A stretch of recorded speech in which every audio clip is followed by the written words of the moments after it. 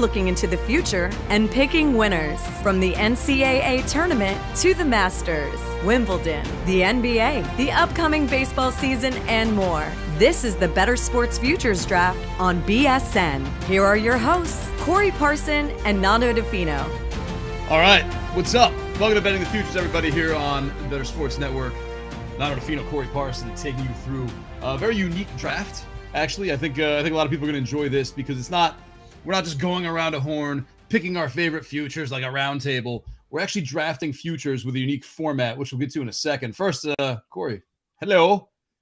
Hey, Nando, what's going on? Definitely looking forward to the broadcast today. Definitely looking forward to the draft. I think you got a unique situation here to see where some of these guys look at the upcoming year. Last year, this time, if you were a guy that thought the Houston Astros were getting ready to go on a run, that would have been a successful wager. Same thing goes for fans of the Philadelphia Eagles, Kansas City Chiefs, and the Golden State Warriors. So it's going to be interesting to see how the opinions of people change from one year to the next, but definitely looking forward to getting into it and seeing some of these picks. And also looking forward to breaking the picks down. Nando, I may be a little, I don't like that pick. I don't want anybody to take it personally, Nando, but I got to see, if I see it, I got to say it. This is why we're here, for the opinions, for the opinioning. Well, actually, that's a real opining, I believe is a real word. Anyway, well, so here's the format. Instead of like, oh, I like these 5 things, it's a draft with a twist. The first round is $1. The second round is, I got to make sure I get these numbers right because I've actually played this before with different dollar values. First round's $1, second round is $10, third round is $25, fourth round is $50, and the fifth round is worth $100. So, Corey, if you got a 4-1 bet, say that you really like you do have to play against the other drafters, and then you have to kind of think like, all right, do I want to go 10, make this a $40 bet? Do I want to wait for my $50 round? Maybe it'll be gone. Maybe someone else is on this. Where do you follow? Like where's your strategy? I want my highest dollar bets, Nando, to be on the actions I feel the strongest about. So say, for example, if I really like the Houston Cougars to win the NCAA tournament, they have lower odds because they're one of the teams that's, close to the top of the favorites list right now. Yeah. I want to save my shorter value, the things that can happen. There's some pretty good ones on the board this year too. I want to save that for those heavy dollar bets, and I want to use my earlier picks where I go less money with some of my long shots, and I think those are some of them on the board too. So I think you can hit value all through each of the 5 rounds. You and I aren't in this draft. We are commentating. But yes. If you were, like, would you go into this? I mean, you can scour every sport, obviously. You do your research like you normally would. Would you just put a list like with tiers and be like, all right, like Pete Alonso to win the National League home run title? That is my number one like slam dunk. I don't care what the odds are. I got to get that. That is like I know that's going to happen. How would you go about? Because I think, look, when people watch this, I think they're going to look at this and be like, this is like kind of like a new fantasy league that I can play with my friends, and I can, we can figure out the dollar values. You can put real money in however you want to play it, but it is kind of a fun thing to do amongst friends. So if people decide to go off and do this on their own, grab like 4 or 5 of their friends, 8, 9, 10 of them, what's the best strategy? What's the best way to put your cheat sheet together basically for this? I think the way you want to really put your cheat sheet together is you want to try to break down and get a whole scope of the year, whether you start with, the NCAA tournament, opening day, the Masters, kind of focusing on the sports that you know and handicap best. Like, you don't have to really show your range in an environment like this. You know what I'm saying? If you handicap the NBA the best and you want to stick to that and as your futures, then go ahead and go for it that way. If your thing is Major League Baseball and you got to lean on, Max Fried or a guy like that for Cy Young or maybe, NHL, whatever the case may be, you want to kind of stay in your strength and in your wheelhouse. But I urge people, you really want to save that big money bet for more, what you think is a more sure wager. Yeah, you can take an 18, 19 to 1 in that last round and try to hit it out the park. But I would go the opposite direction right there, Nando. That's how I would look at it. So it's going to be interesting to see how they put their things together. I kind of look at it from a DFS vantage point. Take those $100. Oh, so I'm sorry. Enter this 1,000 times. Take that $100 bet and kind of play it like a double up. That's how I would do it.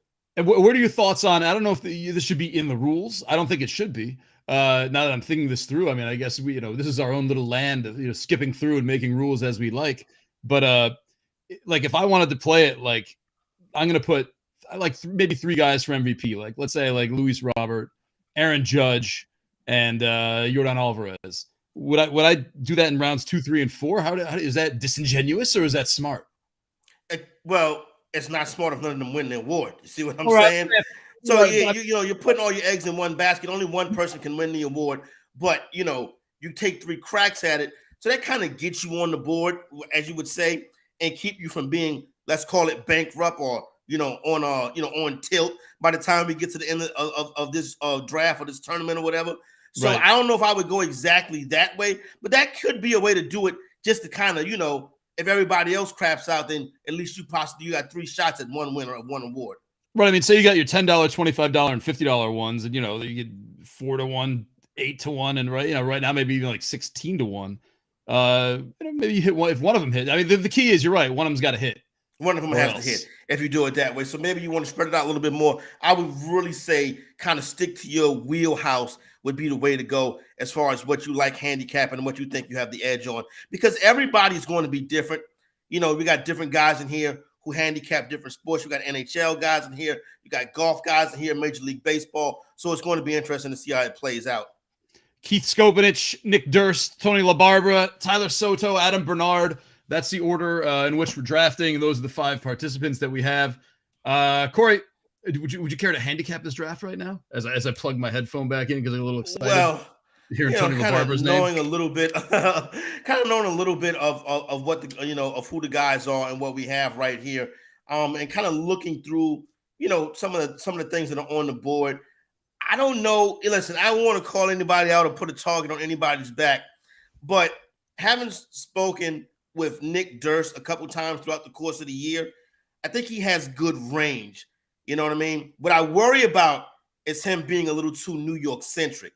I think he has good range, but I think his New York centrism could hurt him. But I do think that he has a good depth of a number of different sports. Adam, obviously our producer for Corey Nando and Friends. Tony, substitute producer for Corey Nando and Friends. Man, this will be fun. So $1 for the first round, $10 for the second round, $25 for the third round, $50 for the fourth round, $100 for the fifth round. Corey, if you're Keith and you got the number 1 overall pick, and we're going to bring him on in a second, hear what that number 1 pick actually is. What do you do? What do you do here? I mean, like we're on. It's Valentine's Day when we're recording this. Yeah. Baseball's still a little bit away. Do you mess with the World Baseball Classic? Do you get something early and easy? This is only $1 bet. I mean, what kind of odds are you looking for? How do you play this out? So this is the $1 bet right here. Right now is where I want to take my long shot. Right now is where I want to take my swing. This area right here, Nando, I'm thinking 10-1 or better. Like if you come in here with a 5 or a 6-1 pick, you could get criticized. This first round, I want to see, let's fire it off. I want to see high dollar bets, high odds, trying to take that single $1 and turn it into a big payday. So that's what I'm looking for in round 1. All right, let's bring Keith in. Keith, welcome to the draft. Glad you're here. We're all guys, excited. Thanks for having me. How you doing, man? What's going on? What's up, Keith? I'm doing great. I'm really excited about this because the $1 bet I think is the most fun bet you could have. Yes. There's no pressure on this. So I went really wide with my pick. Are you guys ready for me to reveal it? Or yeah, go right ahead, man. Let's pull up the draft board. Right. Keith, make your pick. All right. So I'm going Bryce Harper MVP on $1, 8,000 odds. And I think the reason I think this has a shot to win is because he is a former MVP. He's a great player. He's coming back from a UCL injury. He's going to come back in the middle of the season. And if he comes and he rakes, there's going to be no other story about the Phillies going into the playoffs and taking charge. It's not a lock. It's far from a lock, but it's probably a really exciting bet to watch. And I think I'll have a lot of fun playing it later this season. Corey, I think this fits your criteria. I would quote unquote ballsy. Yeah. Yeah, no, I like it. I think it's a fun bet. I think what you want to do is definitely you want to shop around and get the best odds that you can, right? Because I think you could probably get this for a little bit better than 8-1. Matter of fact, I'm sure you can. But I like the strategy, taking a player who, Nando, the most important thing, he's been there before. He's done it before. He's won this award previously. So he's won this award previously. He's coming as a good number. So listen, I like it. I think it's one of the better $1 bets that you can have going into this season. Did you go ahead? Go ahead, Keith. I was just going to say I've definitely done worse things with $1. Is this? This reminds me a little bit, Corey and Keith. Brock Purdy. We just got Brock Purdy had that late season surge. Could entered the Rookie of the Year category a little bit late. This is kind of like the same kind of idea. Like if you're going to make an impact, obviously he didn't win, but if you're going to make an impact, like Bryce Harper's the kind of guy who's going to make that impact. The injury makes the odds longer. You know what I'm saying? Yeah. So you're really taking the injury, which is a negative thing, and using it for an advantage because that makes the odds longer on a player who has the talent to clearly win the award. And maybe he shows up earlier. Oh, then look at that. Put it like this, Nando. This is how you kind of want to judge or grade the wager. If it starts out the season at 12-1, by the time you're at the All-Star break, if it's 3-1, 4-1 in that range, you're going in the right direction. All right, Keith, we like it. We love it. Great. Excellent. Yeah, I'd say excellent pick. I think it's going to be the story of the baseball season if he comes back and carries the Phillies to a wild card or first place, and then they make some noise in the playoffs. I mean, we already know they're a good enough team to make some noise, so why not? Let's give it a shot. Corey and I used to talk cards on the show, and I was just going through my pile of Bryce Harper's when he had that late season surge, my Bryce Harper stained glass. Let's bring up Nick Durst for pick number 2. I don't know, Corey, any predictions here? Nick Durst, you said very New York centric. So you think it's an Aaron Judge pick, maybe? I mean, it's going to be interesting to see where it goes. Obviously, with Nick behind the controls making the picks, I think at some point we'll probably get a New York Met pick. Now, you can say that's being a homer, or listen, you can really be into the New York Mets. They're coming into a season where they have short odds to win the National League, pretty decent odds to win the World Series. So it's going to be interesting to see. Nick, what's up, man? What's up, guys? There'll be some New York flavor, but I'm going coast to coast. I'm going global. If I get my picks, I think Corey's going to be right. I'll win this draft, no doubt about it. Okay, so what's your pick? What are we doing? Right. So my first pick, I am going to stay in New York, but it's not like a crazy homer bet. I'm going Pete Alonso to lead Major League Baseball in home runs. I can get this at plus 900. Are you kidding me? Pete Alonso, top 5 in home runs every single year in the league, the most home runs in the league since he entered in 2019. I get Aaron Judge had an all-time season, but what are the chances that Aaron Judge is going to hit 60 home runs again? I don't think that's going to happen. He averages around 40 per year, and he'll be in that range. Kyle Schwarber last year had a monster year for the Phillies, led the NL in home runs, but this year he's not leading off anymore. They got Trey Turner. He's going to lead off.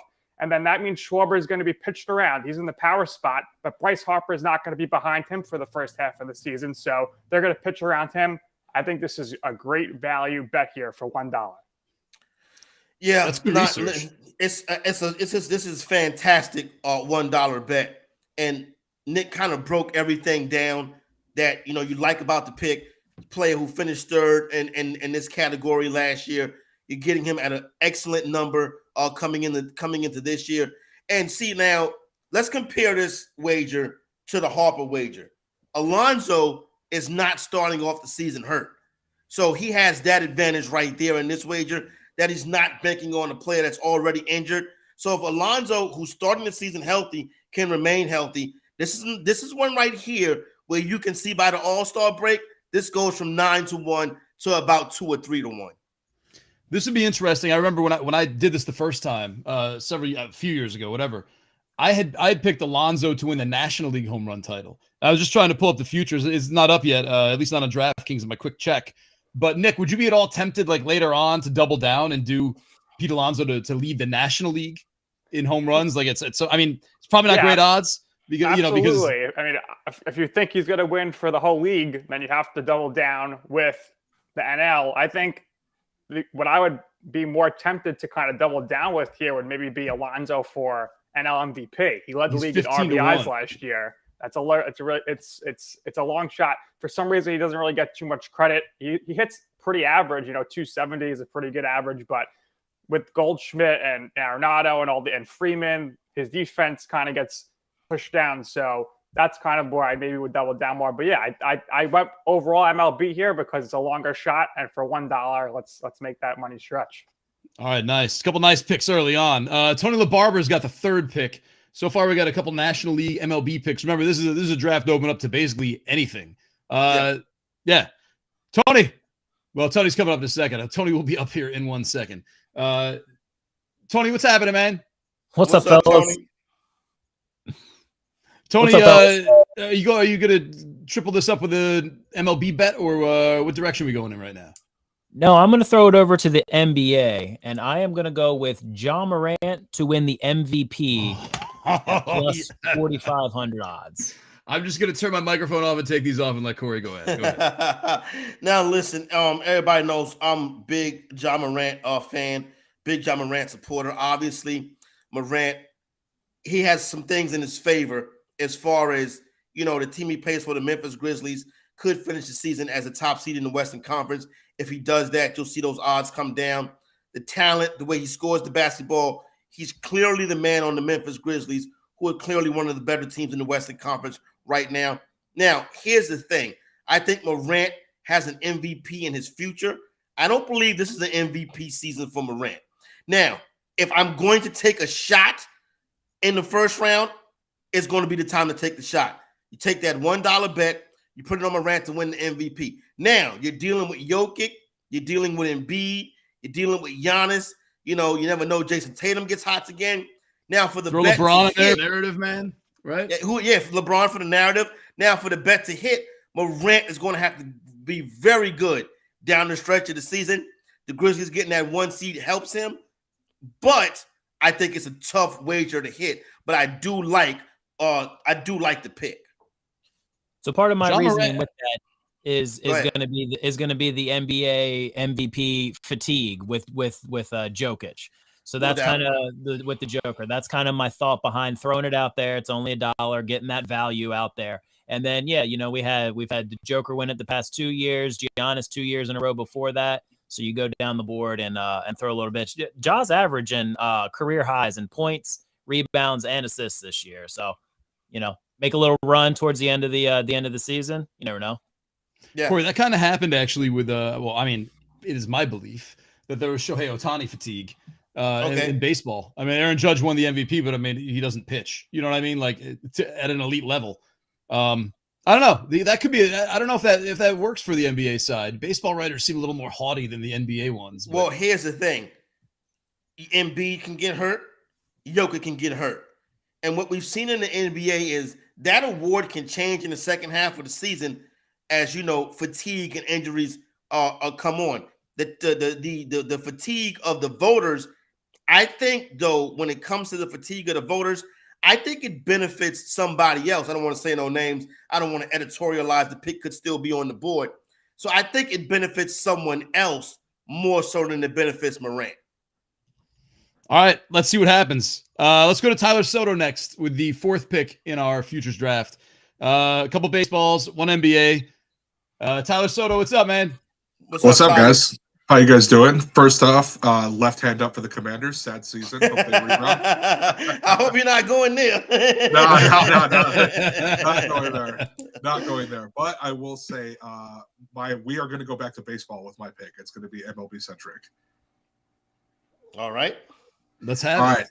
So my first pick for $1, the Atlanta Braves to win the World Series at plus 1,000. My thinking with this is that everybody's going to pick the Astros, so there's that. But then you look at the National League, I don't fully trust the Mets yet. I don't think the Dodgers did enough in the offseason to basically get back to the World Series. So those are the only 2 National League teams ahead of them. And then the American League teams, like I said, the Astros. But then you have the Yankees ahead of them, and I just don't see that happening either. The Braves and the Astros played the World Series 2 years ago, and the Braves gave them all they can handle. And they're always like that pesky little thorn in your side. So I think they do it again. The Braves are, despite the longish odds, Corey, they are the 5th favorite. Astros, Yankees, Mets, Dodgers, Braves. We know, Yankees and Dodgers get thrown in there just because of the Yankees and Dodgers. Or at least that's how it used to be in the Vegas days. It's interesting, man. This is my own fault, and I probably shouldn't admit it on a program like this, but like I haven't really checked in on the Mike Soroka status, see where he's at. A lot could hinge on Mike Soroka, really. I mean, his terrible injury history. Yeah, it can. I'm gonna be honest, I haven't checked in on that either, but I mean, they just have an absolutely young core. They've locked up all these dudes for the next 6-7 years. Their front office is absolutely amazing, and they've given me every reason to believe in them. So I'll just keep going until they don't make me believe them anymore. Well, here's the thing: you have a team right here that can win it because we've already seen them do it, and you're getting them at long shot odds. And what I like about it too is the teams ahead of them, Nando, are the heavy hitters. They're the favorites. They're the guys that odds makers know the Yankees are going to draw money. The Dodgers are going to draw money. They know that Houston's going to draw money.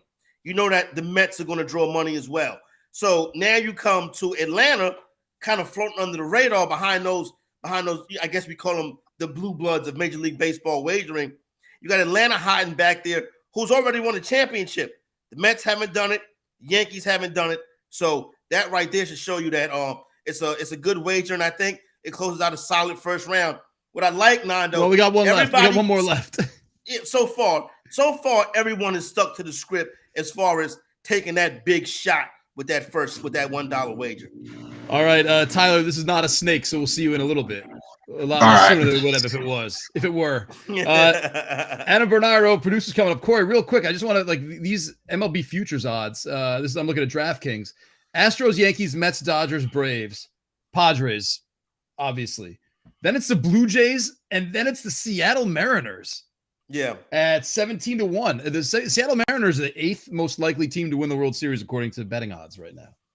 Yeah, no, and I talked to some bookmakers coming into the draft, and I got some interesting stats and numbers as far as how wagers look going into the season for the Seattle Mariners. So I think there is some popularity behind this team, but I do think there's some issues, and I think we can get into some of those as we move throughout. Now, one of the things that I'm seeing, well, let's bring Adam in, and then we can close up this first round. All right. Sounds like a plan. Hey. So I go from working with you 6 days a week to forgetting that I'm even on the clock to close out round one. Sorry, Adam. I miss you. We wrapped that up before. You were just a bonus pick, Adam. Yeah.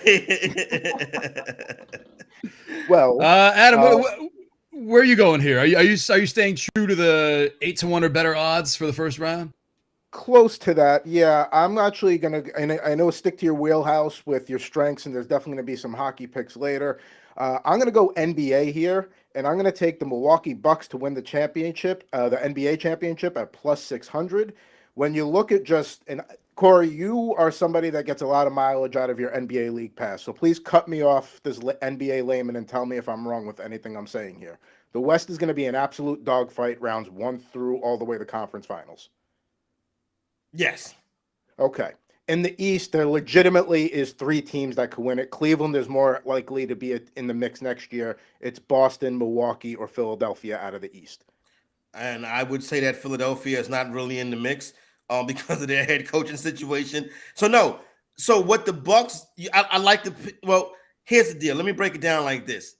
What the Bucks give you is good hedge equity because I think we can say that the Bucks will at least be in the Eastern Conference Finals. And then you can start to wager against it, whether it's Boston and even on into the next round. You got a team that's won the championship already. What I don't like, though, Adam, I'll be honest with you, I don't like the 6-1 odds. I think if you wanted to take a shot on somebody in the East to possibly make and win the finals, I would have tried to look for a little bit longer odds, or I would have saved this wager until the second or third round. It's probably the way I would have gone to get a little bit more bang for your buck. That's how I would have played it. That would be my only criticism of the selection. Yeah, stick to hockey, man. Not saying that. We'll come back to that. No, you know what? I trust me. Adam is going to be very competitive in this one. I know that for a fact. So I've just been prop Super Bowl prop challenge for what it's worth. So All right, there you go. This is not the place to brag. This is futures, not backwards. I've been told this is a snake. So here's what we're going to do. We're going to break to have a nice clean end of the first round. We're going to come back. Adam's going to be... Sorry, Keith. We'll talk to you like a half hour. But we're going to come right back to our snake futures draft. Adam's going to rejoin with what I assume will be a hockey bet, as he foreshadowed. Corey Parson, Nando Fino. We'll be back. Break. See you in a minute. Bettor Sports Network. Collectible moments. Everybody up here at U.S. Cellular. Sox 5 runs, 6 hits. The 2-1 to Bartlett. Swing shot to short. Ramirez has it. Throws. Burley picks the perfect game. His second no-hitter. People going crazy here at U.S. Cellular. He's mobbed by his teammates. A perfecto. Now there's a steal by Bird. Underneath the DJ. Lays it in. Right up, 1 second left. What a play by Bird. Bird stole the impounding pass. Laid it up to DJ. DJ laid it up and in. And Boston has a 1-point lead with 1 second left. Out of the I formation on first down. Peterson to carry, looking for running room on the right side, has it to the 25, across the 30, across the 35, and out of bounds at the 40-yard line. Adrian Peterson has just gone over 2,000 yards for the season, the 7th man in NFL history to cross the 2,000-yard mark. Well, a thundering ovation for number 66, Mario Lemieux. Just the emotion I'm sure Mario is feeling in this place. You don't appreciate something until it's gone, and it's so great to have Mario back. Yager turns around. Over to Lemieux. Mario Lemieux, his first goal in his comeback here tonight at the Mellon Arena. And the Penguins lead 3-0, and he is smiling like a butcher's dog. Mario Lemieux. Oh, the band is out on the field. He's going to go into the end zone. The Bears have scored, but the Bands are out on the field. Pearson moves in front of the STP Dodge. Petty comes back to the inside. They almost touch as they move down low in the banking. They're going to be side by side as they exit the bank and head for the finish line. Richard Petty goes back in front. They both spin. They're in the wall. Petty is sliding, slamming into the wall. He's coming down toward the finish line. Will he make it? Pearson is still running. The winner is car number 21. An amazing finish. Richard Petty's car demolished in the front end, as well as car number 21. An unbelievable finish, a terrible crash. David Pearson has won the Daytona 500. Leitner catches, comes down, dribbles, shoots, scores! Christian Leitner has hit the bucket at the buzzer! Pitched by Downing, swinging, there's a drive into left center field. That ball is going to be out of here. It's gone. It's 7-15. There's a new home run champion of all time, and it's Henry Aaron. The most valuable player is Magic Johnson. 42 points, 15 rebounds, and 7 assists. He starts at center, plays forward and guard, and leads the Los Angeles Lakers to a world championship 123-107 over Philadelphia. Whether you collect sports memorabilia, fantasy championships, or winning bet slips, talk about it on Bettor Sports Network. This is the Bettor Sports Futures Draft on Bettor Sports Network. Swing and a drive, left field. It's deep. It's going. And it is gone. Yes. It is bedlam at the bank as Bryce Harper has put the Phillies on top. Lots of cracks, one to deep left field. Encarnacion looks off, and it's out of here. Pete Alonso goes deep. Morant against McConnell. Pick and roll. Morant. Oh, my word. Holy cow! Driven to right field, out there towards the corner. That is a fair ball home run! A 3-run homer by Eddie Rosario. Now back to your hosts, Corey Parson and Nando Fino. Thanks to MLB and NBA TV for those clips. Corey Parson, before we start the second round, let's recap the first real quick. We got Bryce Harper for MVP, despite playing maybe half a season, maybe a little more. Pete Alonso to lead the league in home runs. Ja Morant MVP, the Braves to win the World Series, and the Milwaukee Bucks to take it all in the NBA. Thoughts? Yeah, great start. Great start to the draft. I think we definitely see everybody kind of stay within the spirit of the draft. I think the Pete Alonso pick was the best pick of this round, followed by the Bryce Harper pick. So I think we're off to a good start. So far, those are the two I like the best. But Good start so far. A lot of baseball, so it's going to be interesting to see what we get coming up. Because parity on a lot of these sports, but when you look at some of these player awards, I think it's interesting as well. So I think we're off to a good start. Yeah, I'm excited to see some. I want to see how obscure we can get here too. These are just futures of anything. You go through a sports book, and there's a lot.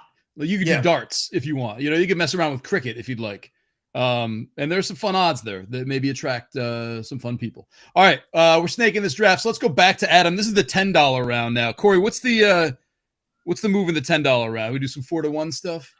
All right, so now I think you want to start to see. Yeah, you kind of want to get into that mid-level range. I would say. I think you are now. You want to come and you want to slowly, as you work your way down through your picks. You want to become more conservative in your odds as these bets get a little bit bigger. And then once again, sticking to your wheelhouse. So we'll see if Adam goes to the NHL. Yeah, let's see. Adam, what are we going to do here? All right, I'm not going to the NHL yet. I'm going to go over to the Diamond, and I'm going to take the San Diego Padres to win the National League at plus 450. I love that heart of the lineup with Manny Machado, Xander Bogaerts, and Juan Soto in the 2 spot there. They just picked up Michael Wacha to help the back end of the rotation. They also got Matt Carpenter there, who I think can have a nice fit in the bottom of the lineup the way he did with the Yankees. So, like Tony said earlier, LA didn't really do enough to, keep up there. So I think San Diego's got a path. Obviously, the Braves and the Mets and an NLCS would be tough, but I think this is San Diego's year to get there, at least get to the World Series. Adam, did you look at this like I like the Padres, but I'm kind of afraid of the Astros, the Yankees, and that's not going to go like all in for the World Series? Or did you look at this like the field in the National League is weak enough where I feel very comfortable going with the Padres just for the National League right now? I mean, a little bit of column A, a little bit of column B. I mean, I'm a Yankee fan. I can't put money. I know, I could put money on the Astros. I would prefer not to. And I think this is a way of keeping some interest. I'm out on the West Coast too. So now, flipping around. I got 3 innings left in the Padres game. I'm going to watch to the end now. Keep it interesting. All right. Worse reasons have been given. Corey, Padres super team, or is this like possible bust written all over it? No, Padres super team. I think they're going to be in it. I think they'll be in it till deep in the season. I think you'll have a chance to win this. Now and hit this wager right here. What I would say is, we talk about odds decreasing as the year goes on. So this could probably fluctuate up and down. I can see them going to 6-1 at some point, maybe hit 7-1, then maybe creeping back down. Do they go out and dominate the National League from opening day to the end of the season? I doubt that. So, but I think it's a solid pick right here, a popular pick. And listen, the Padres are definitely going to be a team in the mix. I could see them going like 18-2 to start the season, and this being something like maybe you want to like consider selling on prop swap. You know what I mean? Like this could be like negative by the time May hits. Possibly. All right, cool. Thanks, Adam. Let's go to Tyler, who had the Braves very much at odds with Adam's picks. The Braves to win the World Series. Tyler, aka Heavy T, here in our back end. Okay, Braves to win the World Series. Corey, what do you do? Does that play into your second pick at all? Or you're just like, let's screw it, man. Let me just give my top 5. Well, obviously, stay away from baseball. What do you do? Well, I think you can come back to baseball, but you already have a World Series pick. So if you're going to go to baseball, you're probably going to go to the player award market, or maybe you shoot back around and you come into a single league, or National or American League, and that's where you can get some of your shorter odds to come down off that swing. So it's going to be interesting to see what he does here. But see, here's the thing with baseball, right? Yeah. Is if the Final Four is the Mets, the Padres, the Yankees, and the Astros, would you be surprised? So in baseball, what you're doing is you're taking swings, and I get it, but you're also in a sport where you can already have a predetermined Final Four. All right, let's bring him in, man. Tyler Soto. What are you gonna follow up your Atlanta Braves with? Welcome back. Yeah, thanks. So I'm actually gonna go. I believe this will be the first football pick in the draft. So I am going to go Ohio State to win the championship at plus 750. So my thinking behind this is it's going to be really tough for Georgia to pull a three-peat. Also, Ryan Day had them on the brink of elimination. If it wasn't for that super wide field goal at the stroke of midnight on New Year's Day, they would have won that game. So I don't know if Georgia three-peats. Gonna be entirely honest, and I might be one of the only people saying this. I don't know if I really trust Alabama all that much anymore. They've come up short kind of past couple years. And then the teams behind them, I don't fully believe in Michigan all that much yet. USC does not play defense, and then Clemson's right behind them as well, and I just don't see that happening. So Ohio State. Corey, this could pay $750. What do you think? So this is no wait, I'm sorry. This is $750. My bad. This could pay $75.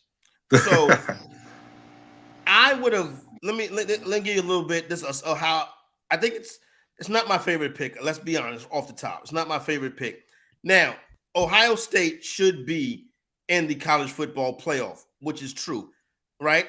But I would want longer odds on this, considering the dominance of Georgia, Alabama, and I think there's another college football team out there. If I was in this draft, my first pick would have been LSU at 8-1 to win the college, 18-1 to win the college football national championship. They were in the SEC championship last year. They were probably a win away from the college football playoffs. I think the SEC could take 3 teams. Ohio State could very well be that 4th team. I just would have wanted Ohio State at 10-1 or better. I wouldn't have mind flip-flopping these two, making Ohio State the first-round pick and coming back to the Braves with the second-round pick, because I think Atlanta has a better shot at winning the World Series than Ohio State does to win the national championship. Do you think enough people if you believe LSU could win the national championship, do you believe enough people still hate the coach where that could be actually pretty good value because there's no one wants to bet on him to be coach of the year? Listen, that's something it's out there, and that could be why the odds are so long. But that 18-1, his first year, he had the team in the SEC championship game in his first year. They don't have that mistake, slip up, late season loss. They could have been in the college football playoff. No matter what you think about Brian Kelly, he's a good head coach. And at 18-1, I think that should have been a first-round pick. Now, it's still out there. It still could come. You know what I'm saying? But I would have took that. But, still, I'm not trying to play you, Heavy T. You know what I'm saying? Solid pick. What I do like about it is Ohio State will be in the college football playoff. So it does have a shot at cashing. All right, well, come back to me next January. We'll talk. All right. Yeah, no, and then that's where exactly. Thank you. And then you had the receipts for me. All right, man. Let's move along to Tony LaBarbera, famously like John Morant to win the MVP award, kissing up to host Corey Parson with his $1 pick. Tony, what are you going to do with your second round pick here? Hey, Tony, what's your sport? What's your area of expertise? I'm a big football guy. Still mourning my Eagles loss here, but I do like golf. That's kind of the odd sport that not a lot of guys go. That's actually where I'm going to go with my second round pick. I am going to go Xander Schauffele to win the U.S. Open this year at plus 1,700 odds. I'm going to throw $10 on that. You will have to explain why. Is it the course? What is it? I thought I might. So I got a few stats here. So he's played. We know who he is. He's played 4 times this year. He withdrew from his first tournament at the beginning of the year, but since then, in the 3 tournaments, he hasn't finished outside of the 13th. And the one thing about U.S. Open courses is they are set up extremely difficult. You may have heard they always grow the rough real high. They're very, very difficult courses. You won't see a 20 under, 25 under win at a type of course like that. At a type of course like this, they're going to play at the LA Country Club this year. That'll be even par, maybe a couple under par. Maybe even a couple over par with how they'll have the course set up. And that is his specialty. He likes hard courses. He really succeeds and thrives at hard courses. And that's his one thing. Also, at U.S. Opens, he's played 5 times in the U.S. Open. He's finished in the top 6, 4 of them. So he's kind of that guy right now who's labeled the best player to never win a major. So I think he breaks that this year. Hey, Tony, we have a golf. Oh, by the way, Corey used to host a golf. Actually, Corey, you go ahead. Corey used to host a golf show. So yeah. No, listen, I think this is a good shot right here too, because it does seem like he's getting ready to break through. And the U.S. Open, as Tony mentioned, has been a tournament that he has performed well at. I think the number is a good number with 17 to at 17-1. Now, my thing is this though, he's never done it before, right? So even though he's getting close, he's never done it before. As a matter of fact, has he ever won a major? No majors, but he has won. He does have an Olympic gold medal in 2020. Right. Okay. That's something that the golf world we're building up. But he does have that pressure of being in the final round, playing some of the top guys against the world. So that would be his closest thing as of right now. Corey, a bit of a negative Nancy in the second round so far. No, I'm saying no. I know. I'm joking. He's never won a major. Let me ask you. No better time than the present. If this bet does not cash, why? Who is going to be the person to stop him? I mean, John Raab's on a tear right now. Scotty Scheffler is on a tear right now. Even Rory McIlroy has a lot of form right now. So those top guys, the tour did something this past year to kind of combat the live golf stuff. If you guys have heard about the headlines with that in the past year, they have these things called elevated tour events. They have, I think, 14 of them, 12 of them this year, where a lot more of the top guys are playing in events than they have in the past. So a lot more guys, guys in the top 10, top 20, where they would skip a lot of these early season events. They're playing in a lot more of those right now. So Rahm, Scotty Scheffler, a guy like Rory, those guys are all into form heading into a major season. I wonder, Tony, sorry, go ahead, Corey. If it happens, he'll probably win the competition. If this bet hits, Tony will probably win. We talk about exploiting, knowledge bases sometimes here with betting.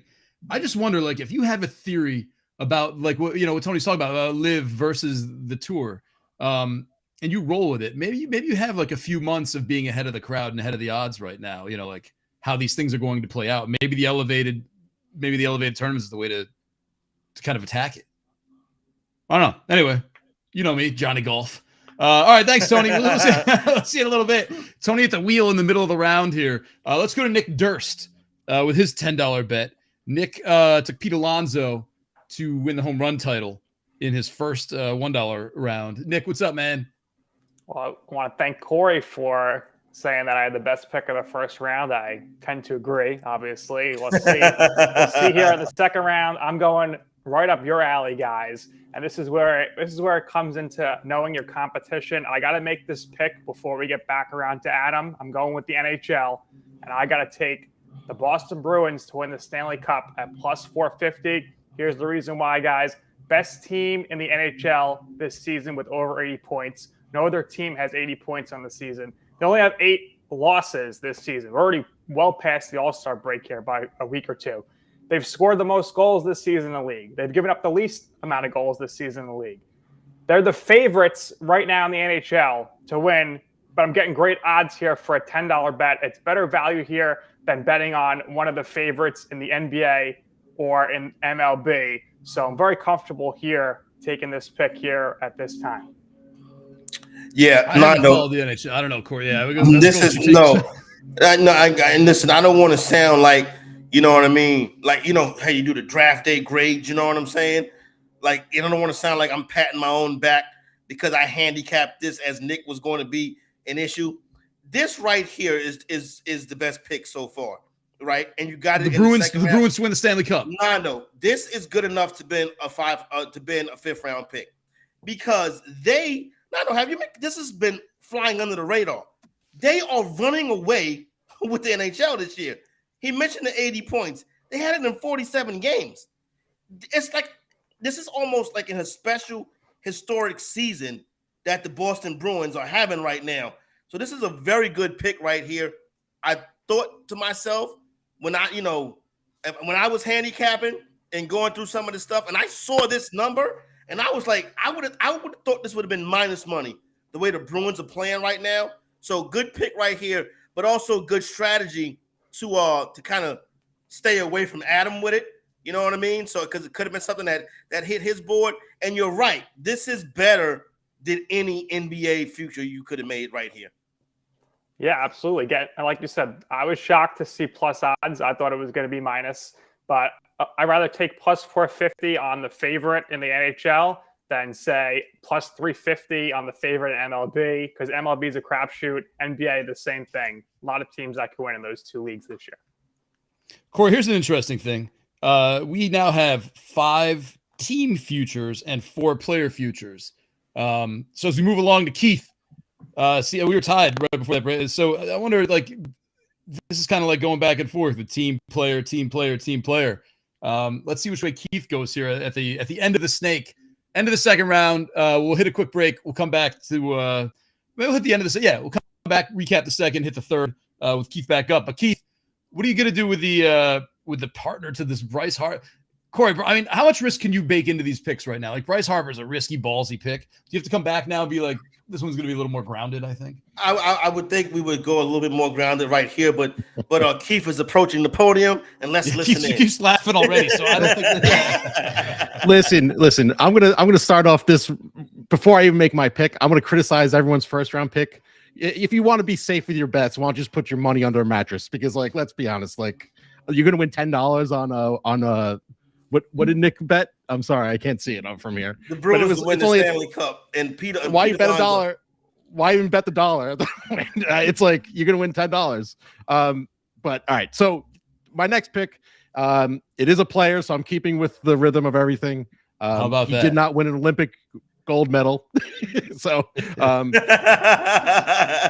so I'm picking Max Fried for the Cy Young, plus 1,200.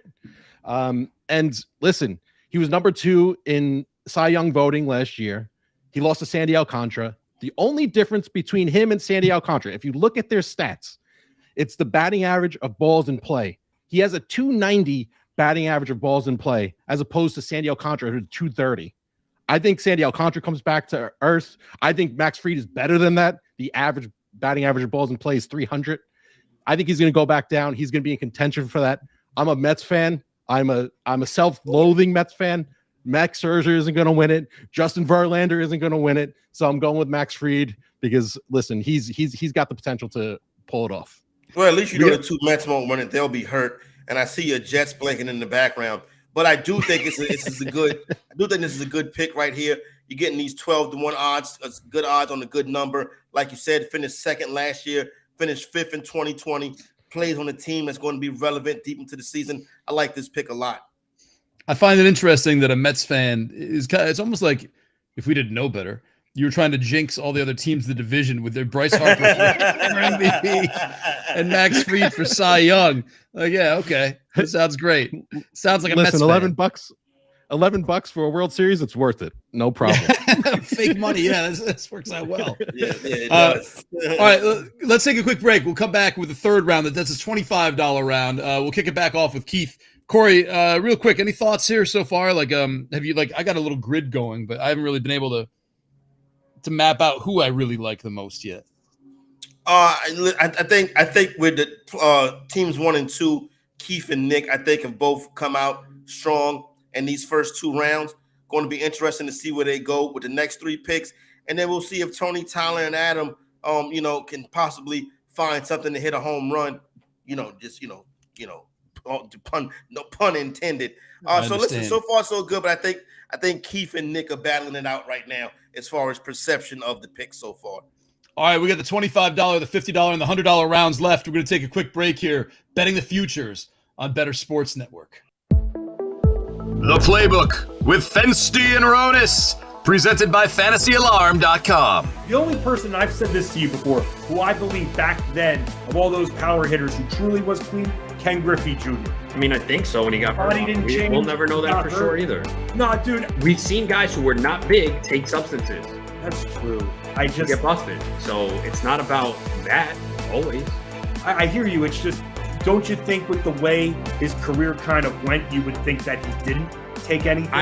I don't think he did, but we'll never know 100%. I'm going to keep telling myself that he didn't. The 1 year player, I mean, he's my favorite baseball player of all time. In the 1990s, Ron, as a kid, as a 5-year-old kid who plays video games and collected cards, there was no one cooler than Ken Griffey Jr. I still wear my hat backwards because Ken Griffey Jr. did it and he looked really cool doing that, wearing a backwards baseball cap. Like, he made everything the guy did looked cool. Even the home run in the movie Little Big League, it's acting, it's all, I guess, fake, but even he made that look cool. I mean, Ken Griffey Jr., you're a little bit older than me, but in the 90s, was there besides Michael Jordan, was there a more loved athlete than Ken Griffey Jr.? Yeah, no, I love Griffey. He's one of my favorite players ever, from defensively to hitting his swing. And yeah, I would have loved to see what he could have done if he had stayed healthy, the final numbers he'd finished with. So no, I was a huge fan of Ken Griffey, and it's a shame though that all those injuries towards the end of his career just really limited the production he put up, but he still put up elite numbers. He was so fun to watch. So I'm a huge Ken Griffey guy. And here's the other thing too. So 1994, the season got shortened because of the strike. Yeah, he finished with 40 homers in 111 games that year, man. And then he had 56 2 years in a row, 97 and 98, and then 48. He had a stretch 4 years in a row, 49, 56, 56, 48, 40. I mean, unbelievable. And then, yeah, once he hit like 31, he started to miss games, 111, 70, 53, 83. So think about that, all those years that he lost, and he still hit 630 home runs, man. Yeah. So if he was clean, he would have been the all-time home run champion. Again, we're all guessing here, but you would think, all right, well, once he got into age 31, 32, that's when the body started breaking out, which is typical, right, for someone who's not using anything, whereas we saw Barry Bonds just get better with age, and we did not see that with Griffey. So look at 2001, where he's 31, he played on, look at the home runs decline, 8, 13, 20, 35, 27, 30, 18, 15 to his age 38 season. Even age 39 in 170 games, he had 19 home runs. So he probably would have definitely been the all-time home run leader had he been able to stay healthy. Bettor Sports Network. It's sports talk done better. Hand the ball inside Williams. Powering forward, drives the legs and scores for Ohio State. This is the Bettor Sports Futures Draft on Bettor Sports Network. Welcome back, everybody. Bettor Sports Network, betting the futures. Thanks to ESPN, college football for that. NCAA football on ESPN, that is. All right, Corey, we're through two rounds. Let's do it. We got three left, the $25, the $50, the $150 round. Let's go to Keith. Let's bring Keith back in.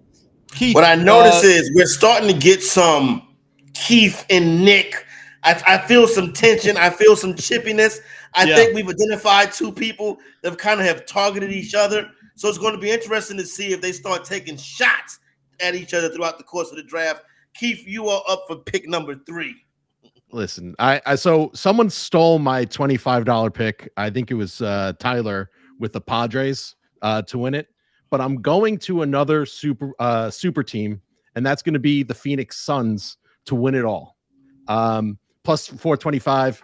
I think that team is stacked, and there's going to be very little other teams can do. Kevin Durant coming to that team. Yeah, he's still, rehabbing his injury, but he'll be back. And listen, I'm not scared. They're already lined up to be the 4th seed against the Mavericks. I don't think Doncic can overtake Durant, Chris Paul, and Booker by himself. I mean, Kyrie is, whatever, fine. Hopefully there's no protests that go on that weekend. And, I think they're going to win it all. Corey, what's the general consensus in the bet? You're tapped into the basketball betting world and lines. Like, what is the general consensus for Denver now with Durant? Is it that they're going to win the whole thing, or is Denver's the favorite? The Phoenix Suns are the favorite to win the Western Conference. Phoenix Suns are the favorite to win the Western Conference after this move. They have the second shortest odds to win the NBA championship. This is a great bet right here, particularly in this round right here. The one thing that I would caution is the health of Chris Paul, Kevin Durant, and Devin Booker. And I would also caution, we haven't seen Chris Paul ever win a championship. So there's some, historical things that go along with that. But I like this bet a lot, especially in this round. And what I like about it is you have a player in Kevin Durant with a clear mission.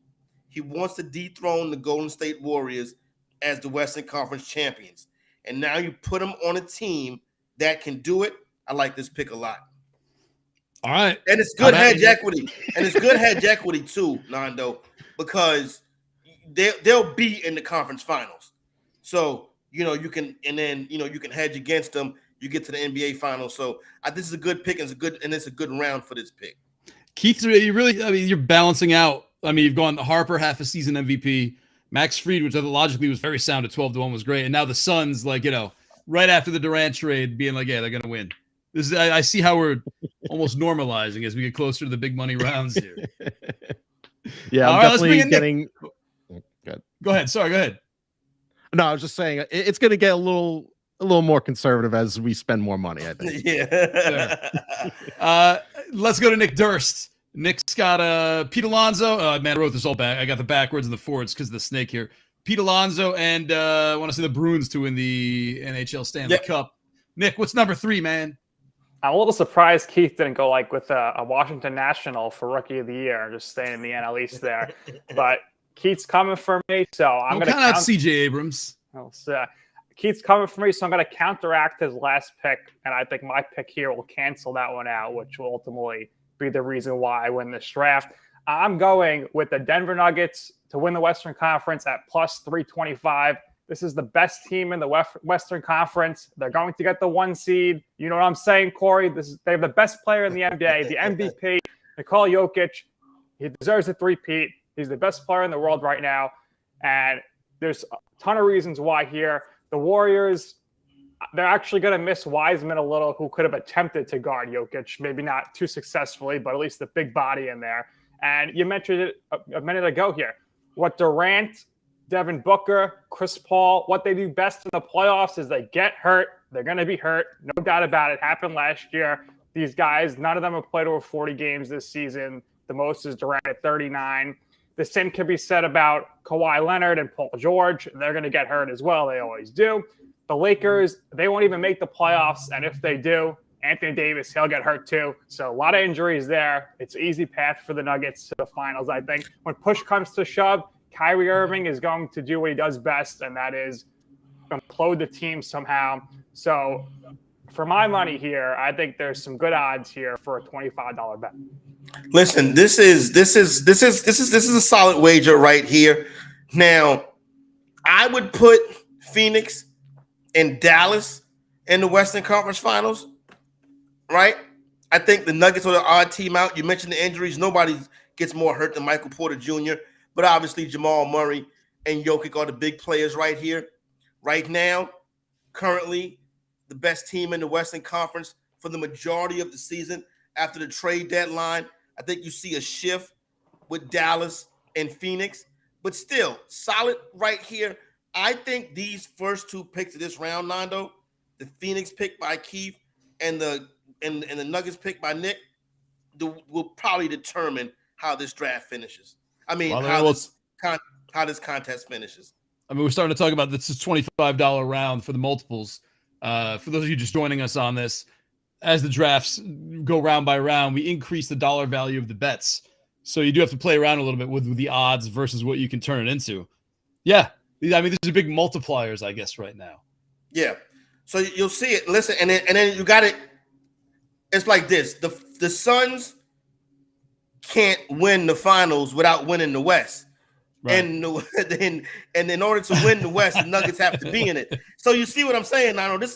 These 2 picks right here are very important. All right. Thank you, Nick. Let's go to Tony. Let's see. Tony's right here in the middle. Very easy to keep track. Adam's pick in round 1 of the Bucks. Kind of factors in here too. That's why I would have liked a little bit more juice behind that pick if I was Adam. Go ahead. Tony, welcome back. Fellas, I am going for my 3rd pick. I'm going to go the San Diego Padres to win the whole damn thing. There we go. Plus 1,000 odds. For all the reasons that Tyler mentioned earlier for them to win the NL pennant, I'm going to say the same thing. I'm also going to add the Dodgers have lost a lot of talent. They've added some talent too, but it's a lot of old guys who kind of are past their prime. The Giants, no one even wants to play for the Giants. We'll sign them, and then they're not signed and all that. So I think they've got a kind of clear path for that division. I think the past couple seasons will help them as far as falling short, all the expectations. I think they'll kind of fly under the radar a little bit throughout the season and then finally be able to bring a championship home. Tony, I ask you this. Do you think this team is mature enough to win the World Series? I think so. I think you've got guys like Manny, you've got guys like Juan Soto, you've got Tatis coming back. He's going to be coming back from the PED suspension in late April. I think that'll give them enough time to kind of get all their ducks in a row to go after that. I mean, I'll relate it back to football, back to my Eagles. You had all that talent come in there. Not necessarily question marks of maturity, but can all that blend? Can all that bond? Can they step up? Can Jalen Hurts step up? So you relate that back to the Padres. I think you can kind of have Manny take that same step. Can he step up, be a leader for that team? I think he can. I think they can have the maturity to win a title. Oh, we talked about it earlier, Corey. Like, why not go all in on the Padres? And Tony did. So no, doubt. You know what I'm saying? So, and this is a good round for the bet too as well. I like the juicy odds coming with the multiplier. So solid pick right here. We'll see what happens with this one. Yeah, Padres win the World Series is a very real possibility. That's $250 in your pocket in terms of this draft, if that happens. Tyler Soto. Let's bring Tyler in. He had a baseball bet earlier.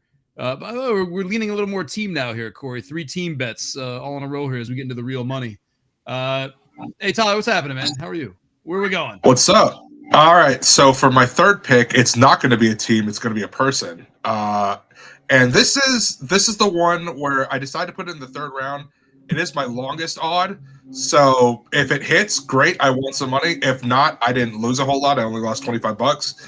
I'm going to go Will Zalatoris to win the Masters in 2023. My thinking behind this is, number one, he always seems like he's streaky, but at the same time, when he plays really well, he plays really well.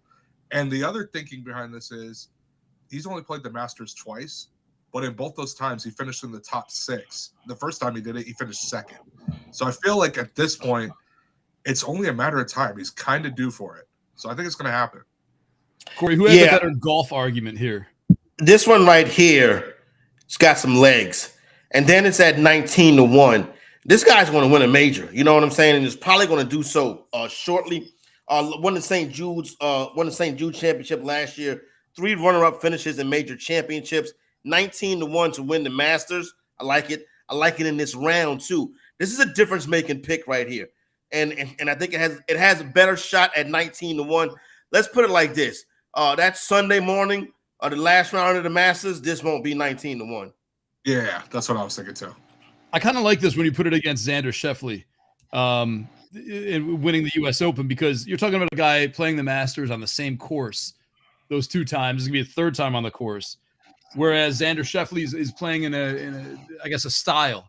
You're looking more like, all right, this is a different country club every time we're talking about the U.S. Open. And it plays to his strengths, I guess. 2 very different golf future bets that logically are sound, I would say. This is pretty interesting. I wonder if this one right here can do it. You know what I'm saying? You $25, you hit this one right here, then it could make up for the Ohio State mistake. Oh, geez, come on, man. Let's bring it at him. All right. I had to leave him with a little parting shot. You know what I'm saying, Nando? I think he understands that. Yeah, I got it. Adam, welcome back. What's happening? What do you do for 45 minutes that you're not on air? Just kind of hang out? I just hang out, catch up on a couple of emails here and there, just nice. Paying attention to the picks. Watch the draft. All right. All right, what do we got? So Nick came close to sniping me. He was in the right ballpark with going with the Bruins to win the Cup, which is a good pick. But as producer Jared mentioned in the chat, the East is a bear. They're going to likely see Tampa in the second round, which is not a good matchup for them. And then in the conference finals, they would get the winner from the Metropolitan Division, which is also going to be a Carolina, a recently upgraded Rangers. So they have a tough fight in the East, whereas the West is a little more wide open. But back to the Bruins. Currently second in the NHL's goal scoring race to win the Rocket Richard is David Pastrnak. Connor McDavid leads the league right now in goal scoring, but I'm going to take Pasta to win the Rocket Richard at plus 225. The reason for that is even though Connor McDavid is clearly having an MVP season and will probably run away with the Art Ross trophy for most total points, Evander Kane came back maybe a few weeks ago, and he is a shoot-first winger, and he's on McDavid's wing, and they play well together. So while McDavid had a 0.84 goals per game average prior to Kane's return, that is now dropped down to 0.55. And not that McDavid's not going to have a ton of points, but he's going to start setting Kane up to shoot more, and Kane is going to start getting more of those goals that McDavid was getting.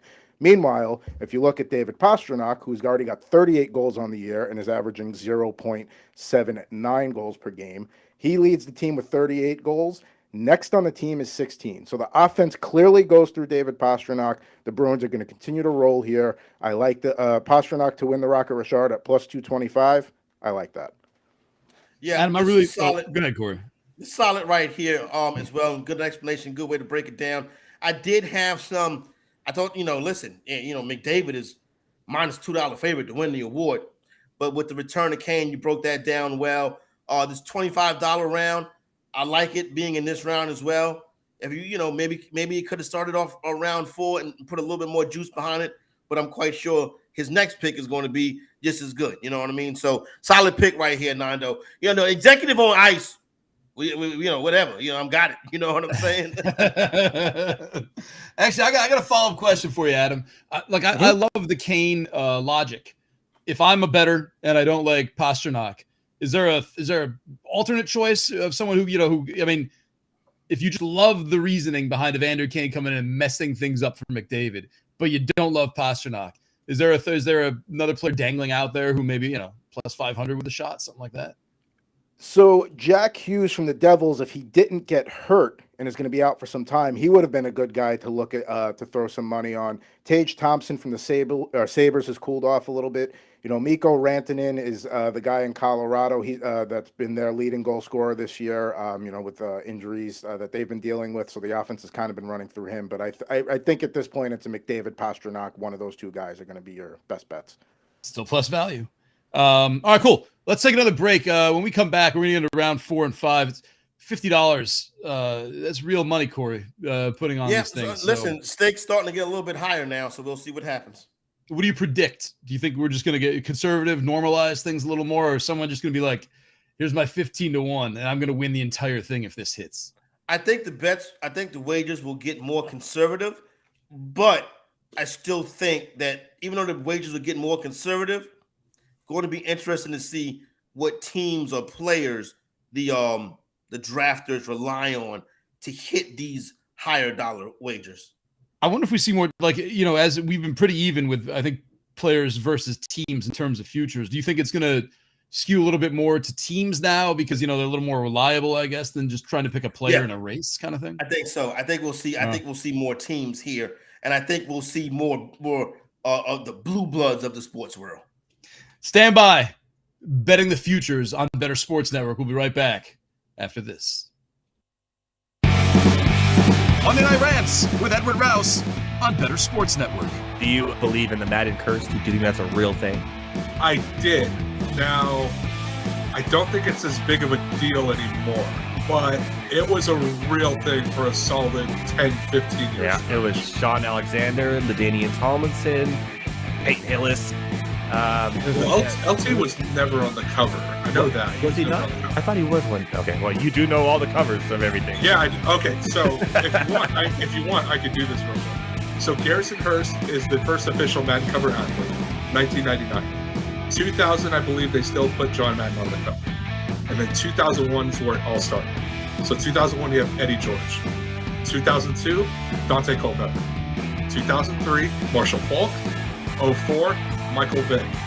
05, Ray Lewis, first defensive player on the cover. Okay. 06, Donovan McNabb. 07, Sean Alexander. Okay. 08, Vince Young. 09, Brett Favre. Okay. 10 is a trick one because it's no way you know. And Larry Fitzgerald. 11, Drew Brees. 12, Peyton Hillis. 13, Calvin Johnson, I believe so. You're right. 14. No way you know all this. 14, also a trick question. I believe that's the Madden 25 cover, and it's Barry Sanders, unless you got it for the new consoles, in which case Adrian Peterson Oh my God. was on the cover. You're not cheating. You're not looking at. Swear on my life. Swear on my life. Okay, keep on going. 15, you have Richard Sherman. Okay. 16. Oh, okay, hold on. 16 is Odell Beckham. Okay. 16. 17. Now, this is the one I get mixed up because 17 and 18 are back-to-back Patriots. They are. 17, I think, is Gronk, and 18 is Brady. You are correct. 19 is Antonio Brown. Correct. 20, Patrick Mahomes. Oh my goodness. 21, Lamar Jackson. 22, Brady Mahomes. 23, John Madden. But yeah, dude, I'm a cover nerd when it comes to this stuff. We now know, but that was really impressive. I don't know how. Thank you. That's literally 29 of them or something like that. Wow, that is.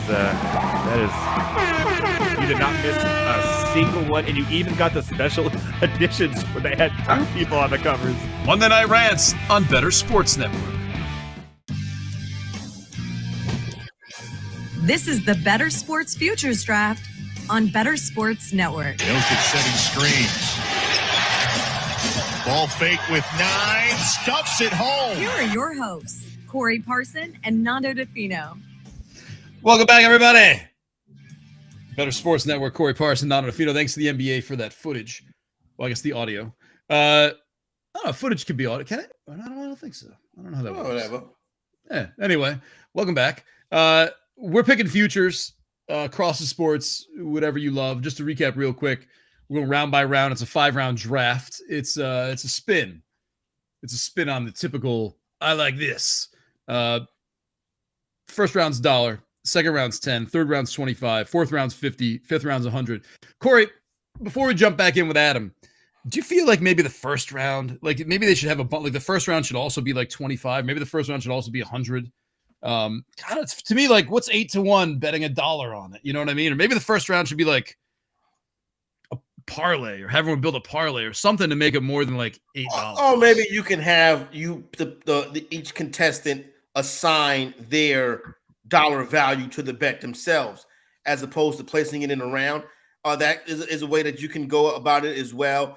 But yeah, you definitely in that dollar round want to take some big shots, and we saw that with Alonzo in the Alonzo pick and the Harper pick and the Morant. I don't think Alonzo's that much of a shot. Alonzo's a beast. Aaron Judge always gets hurt. But it's 9-1, right? So you know that's a very good $1 bet. Yeah, you would want longer odds, but at 9-1, I'm fine with that. I think Pete Alonso, I would love to see what a number would be, and I know it doesn't exist right now. Pete Alonso, member of the 500 home run club, when all the dust settles on his career. I wonder what would you put that at? 33-1? Nah, that's probably too high. I mean, you're talking about longevity now. You're taking that into consideration. So he's a pretty healthy guy. He's a fairly healthy guy, man. Right now. Yeah, but he's not like a big lumber, out of shape first baseman. These things can change, though. Right, but I mean, someone's gonna hit 500 home runs again. You know what I mean? Like it's no doubt. Why not Pete Alonso? Why not the Why not? Bear? Yeah. All right. Anyway, let's bring Adam back. Adam, when he just left us, had done a hockey bet. He's a hockey guy. You stress staying in the wheelhouse. Into the wheelhouse. Mm-hmm. Yeah, the stakes are higher. $50 this round, $100 next round per bet. So there's $150 to throw around on 2 bets left for everybody. Adam, what are we doing? Let's go to the podium. I'm going to go back to the NBA here. Nikola Jokic, plus 165 to win the NBA MVP. The last person to do it 3 times in a row was Larry Bird. I think Jokic is just having one of those years that, and I get the whole fatigue argument. When you look back at the history of NBA MVPs, there's a lot of guys that get to 2, but they don't get to 3. I just think, he had his 20th triple-double of the season the other night. He's averaging, 25, 12, and 2, and 10 or something like that. He's got the Nuggets at the top of a very tough Western Conference. I know some teams will close the gap there with Phoenix and Dallas making upgrades, but the Luka argument gets hurt with the addition of Kyrie, and I just think that he's worthy of getting it for the 3rd year in a row. So I'm gonna, like you said, we'll get a little more conservative here, but Jokic at plus 165. So let me ask you this, right?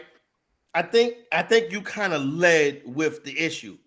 The only other person the last person to do this was Larry Bird.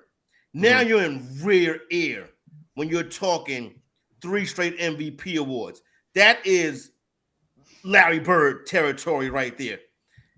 I don't think Jokic is Larry Bird territory, but by the same token, if you average a triple-double, how do you not win the award? Exactly. And listen, I understand that Giannis is going to be right there and Jason Tatum's going to be right there too. But at the end of the day, I mean, and maybe he loses a little bit there because he's out playing in the Mountain Time Zone versus those guys playing in the East a lot. But I just think he's having a year worthy of getting it for a third time in a row. He's unbelievable. Well, I guess that bias didn't hurt him the first 2 times, right? So Exactly. all the excuses I think you can make there. The second time, Nando, the back-to-back for Jokic was a lot. But listen, is it time that we just realize that this is one of the best offensive players of all time? That's what it looks like right now. And he does it so easily. I would want more points per game, but it's hard to go against this. So I think let's demand more from a 2-time reigning MVP. Who's averaging a double? Who's averaging a triple-double? Here's what I want to see more of, please. Yeah, it's a good pick right here. I like it. All right, nice. Let's move along to Tyler Soto, who's had some interesting picks, man. He's skipping through all kinds of sports here. We got golf. We got college football. Yeah. Little Major League Baseball, you know what I'm saying? I feel like he has an attitude with the host, you know what I mean? Right. but the last round was one of the best picks of the draft in Zalatoris. So let's see what you got now. All right, so for my $50 pick, it's a little bit of a long shot again, but it's another long shot I fully believe in. And we're going to go to baseball, and I have Aaron Nola winning the NL Cy Young at plus 1,300. He's finished with Cy Young votes in 3 years of his career, 2018, 2020, and 2022. Last year, he did finish 4th. Now, this is interesting because Keith picked Max Fried earlier. Fried finished 2nd. Nola finished 4th. Now, there's a couple guys ahead of him. Alcantara, I don't think he gets it again. I don't think we really see back-to-back Cy Young winners as far as I can remember. Corbin Burns, I don't trust him necessarily in Milwaukee. I don't think Verlander gets it again. I don't think Scherzer gets it again in his career either. So then you have Fried and Aaron Nola. And this is where it gets a little bit interesting because they both pitch in the same division in the NL East. And they both have teammates on that pitching staff that could steal potential votes away from them. For Nola, it's Zach Wheeler, and for Fried, it's Spencer Strider. But I think Nola edges out Fried and wins the Cy Young. Corey, this is if this plays out. This is a play to win right here. I was going to say this is a very real possibility, and 13-1 at $50. I mean, who cares? Like that's just you've basically destroyed everything else. It's like hitting that bottom thing in Angry Birds, where everything just keeps toppling. It's just over. Yeah. That's it, man. Like, yeah, you've completely canceled out every other bet anyone has placed if Nola wins the Cy Young Award. Yeah, which is interesting. And no, it's an interesting strategy. A player award for a pitcher at this dollar amount is tough. What is his? I'm not familiar. What is his health status? Is he going to? How many innings is he going to give? He's pretty good. He get 220 actually in a good year. If he's a guy that can give you 220 innings at 13-1 to win an award that he is placed for as recently as last season and 4 times, I believe is what Tyler said in the past. Solid bet right here. Good way to go with a longer shot when the rest of this round will probably be conservative. This is the National League Cy Young race. Is pretty wide open too, man. I mean, like Zach Wheeler's among the favorites. Yeah. Zach Gallen, Joe Musgrove. Like you got Logan. I mean, this is a very real possibility here. I would go all the way down to Julio Urias at 20-1 maybe as my dark horse, but I mean, a 13-1 Aaron Nola seems way more viable. I would think. Yeah, that's what I was thinking. And for the record, he did go 205 innings last year, I believe. So in the 3 seasons where he did get Cy Young votes, did 212 innings, 71 innings, but that was in the COVID season. That was the year. And then 205 last year. So I think it has legs, man. All right, Tyler, I think Corey, when the Solid. dust settles on this, it's gonna have my check mark next to Tyler. This is a good one right here. This is the last 2 rounds. Tyler's last 2 rounds are better than his first 2 rounds. We'll see you for number 5 in a little while. Let's check out on Tony. Tony LaBarba went in on the Padres. Last time we saw him, he's got an interesting coterie as well here, man. Jean Morant, Xander Schauffele, the Padres. Yeah, interesting. Definitely interesting. Let's go to the podium and see what the Philadelphia Eagle fan has for us now. All right, I'm going to go back-to-back team picks here. I'm going to jump over to the NBA, and I'm going with the Denver Nuggets at plus 800 to win the NBA title this year. I like what they've got. I got the Bucks coming out of the East. I don't think anyone in the West scares me to take the Nuggets, aside maybe the Suns now that they have Durant. I got the Bucks coming out of the East. I would love to see a Jokic and a Giannis matchup. That would be just, I think, a awesome. Hopefully a 7-game series with that. But I think the Nuggets just have a better team than the Bucks, so I've got them taking the NBA title. Listen, obviously the Nuggets are a very popular bet. We've seen Jokic, we've seen the Nuggets, and heard this name and this team a couple times. So far, solid round to do it into. You know what I'm saying? You get that multiplier with the $50 bet right here. I worry about how competitive the Western Conference is going to be. You know what I'm saying? With MVP candidates, Luka, and now you bring Durant into the conference, Kyrie Irving into the conference. So it's not just the Nuggets going up against the younger teams like the Grizzlies and the Kings. Now you got veteran champions coming into the conference, and Kyrie and Kevin Durant. So it's going to be tough to do it, but once again, a solid a wager right here, and it could really help help Tony's bankroll. So I don't think the Nuggets are going to win the championship, but I can definitely see that this number will get shorter as we move through the spring and into the summer. I would think it would be less trendy than the Suns too, right? With Durant now, like I would see a lot of money coming into the Suns. You're going to get better odds on the Nuggets than you have all season, no doubt. Nice. All right, let's move on to Nick Durst. Nick with the 4th pick of the 4th round, the $50 pick. So far has the Nuggets winning the West. Correct me if I'm wrong here. I'm trying to go backwards. Nuggets winning the West, the Bruins winning the Stanley Cup, and Pete Alonso winning the home run title. Yeah, so far pretty solid. So let's head back out to the island of Staten and let's see what we got, Nick. All right, so you mentioned it, Corey, at the top. Very versatile drafter. So far, going with the big sports here. Now I'm going to an individual sport, the first of that type of pick for me here. So I am going with Novak Djokovic to win the U.S. Open this summer at plus 135. Here's why, guys. He wasn't allowed to play in the tournament in 2022. He was not allowed in the country. He wasn't allowed to be in the country and play in the Australian Open in 2022. Comes back in 2023 and gets revenge and wins the tournament with ease. Don't make the Joker mad. It is bad news for the competition, and he will win the U.S. Open. He has the most Grand Slams of all time, and he wasn't even able to play that much last few seasons. When he steps on the court, he says to the competition, "It's me. Hi, I'm the problem. It's me." At tea time, everybody agrees. I'll stare directly at the sun, but never in the mirror. It must be exhausting always rooting for the anti-hero. This is virtually a lock, so I don't mind putting down the $50 on this.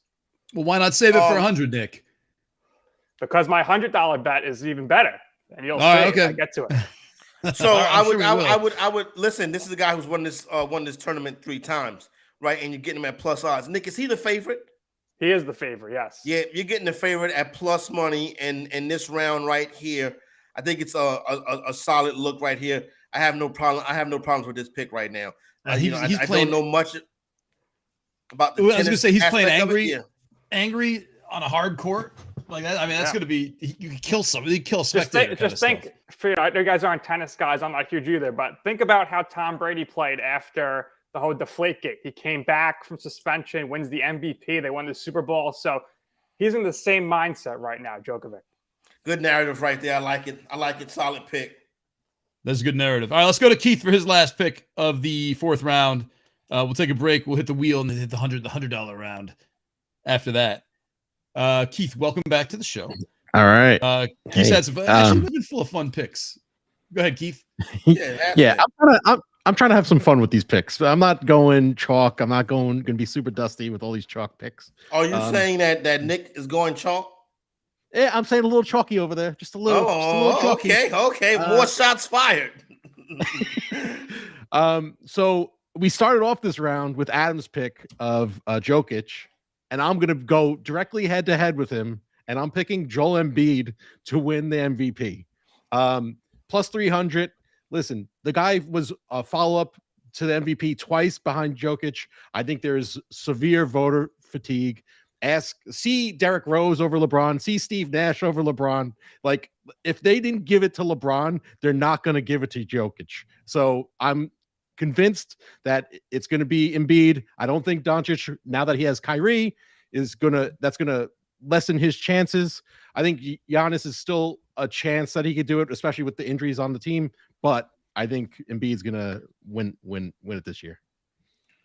So, Nando, I think this is the best pick of this round.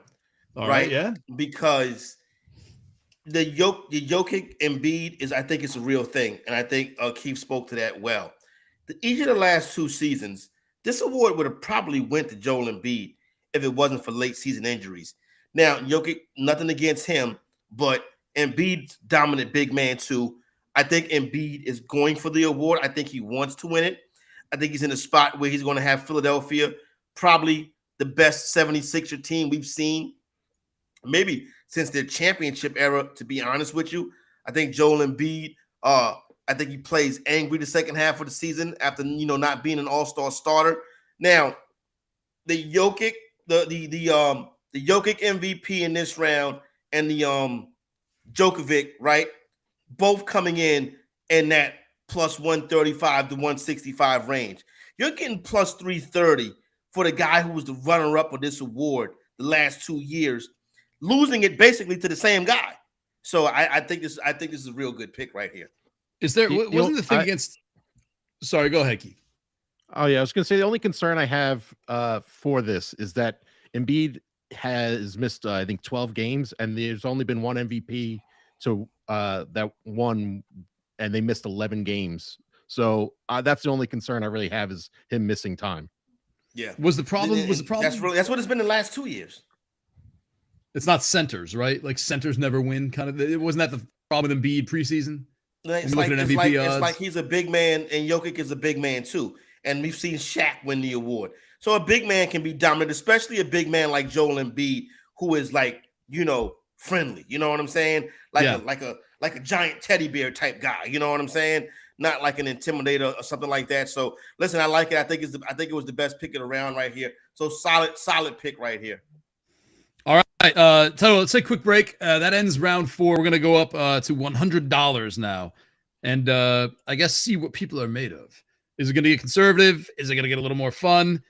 Can anyone top Aaron Nola at 1,300? I don't know, man. That's it. If it happens, that's it. Right yep. Mm-hmm. But if you're like doing like what Nick does and slow and steady wins the race, man, maybe you just keep. Maybe the winner of this will have $76. You know what I mean, Corey? It's who knows? You're right. You're right, because we're taking long shots. We're putting $1 on long shots, putting 10. You know what I'm saying? 25, whatever. But maybe it's Jack putting 100 on. You know what I'm saying? I don't know. Whatever, putting 100 on something with that's minus 165. And yeah, maybe I mean, these $65 can win it. You're right. These aren't meant to be easy. You know what I mean? Like this is people don't win futures all the time. Anyway, we're hoping some of us do here, though. Let's take a quick break. We'll be right back with the final round of the futures draft. Moose and Keith. Weekdays at 10 a.m. Eastern. The word genius is there. Bob Glover, it describes him. Bob, so when's the last time that Twitter defeated you? Because I've been defeated by Twitter today. I'll tell you how Twitter defeated me one time. I had the mistaken impression that the year that Troy Polamalu won the Defensive Player of the Year, it looked like it was going to go to Clay Matthews Jr. and I tweeted it. And there was a guy on the media bus. He was like, "Oh yeah, he's got it. A guy I trust." I won't tell you who it was, but his initials are Mike Garofalo. So I went with it. Got a DM from Rich Eisen, NFL Network. He goes, "You sure about that?" I go, "Oh man. Oh, I just got this wave because like accuracy to me is really important. Yeah. So I'm literally on the media bus. We're just getting back from media day. We are slipping and sliding in Dallas. It's snowing. I get off the bus. I open my laptop. I'm hunched over, and I just like literally people are passing me. Bob, what's wrong? And it was Palomalu, and Adam Schefter had retweeted me. Trey Wingo had retweeted me. I'm like, oh, I'm dead. So when it's Palomalu, then how do you handle that? Like, what was the subsequent tweet I think afterwards? I said, got some bad Twitter info. I didn't put Garofalo's name on there. I had to 10 years later, you can out him. I like that. Yeah. You know, he wouldn't mind that. He knows the stories. Yeah. He actually said to me, "Hey, Bob, I think you might have jumped the gun on that." I was like, "Oh, crap." There we go. Campus to Canton on the Bettor Sports Network. Would Dion bench Shador? I don't think he would. Like, how bad would it have to be? Because we've seen horrendous quarterback play from this Colorado team for the last, 4 years, 5 years? JT Shroud, Brandon Lewis, just terrible quarterback play. Like, they were 131st, which is dead last in pass EPA per play. Obviously, it will be better, but how bad does it have to be for him to bench his own son? Like, I'm not sure he will ever either. Like, especially with the attitude that he came in with. If they don't get Rashada, who do they bench him for this year anyway? I don't know that there's another answer on that roster that you go to. They don't really have a guy behind him. So I don't even know if we would know the answer to that until the next year, assuming that, he doesn't declare for the draft, he returns, they bring somebody else that's competent and behind him. If they're going to do this the Lincoln Riley way, next year would be the class to bring somebody in. Shador Sanders is going to be a third-year player. So he's going to play 2023. I don't think he's declaring for the 2024 NFL draft. So he's going to play in 2024 and then declare for the 2025 NFL draft. And let's remember this. He hasn't had a full recruiting cycle at Colorado. He will have that next recruiting cycle. So maybe he could get one of these class of 2024 quarterbacks there to come to Colorado. However you're invested in sports, from betting to fantasy, collectibles, and more, join our community on Bettor Sports Network.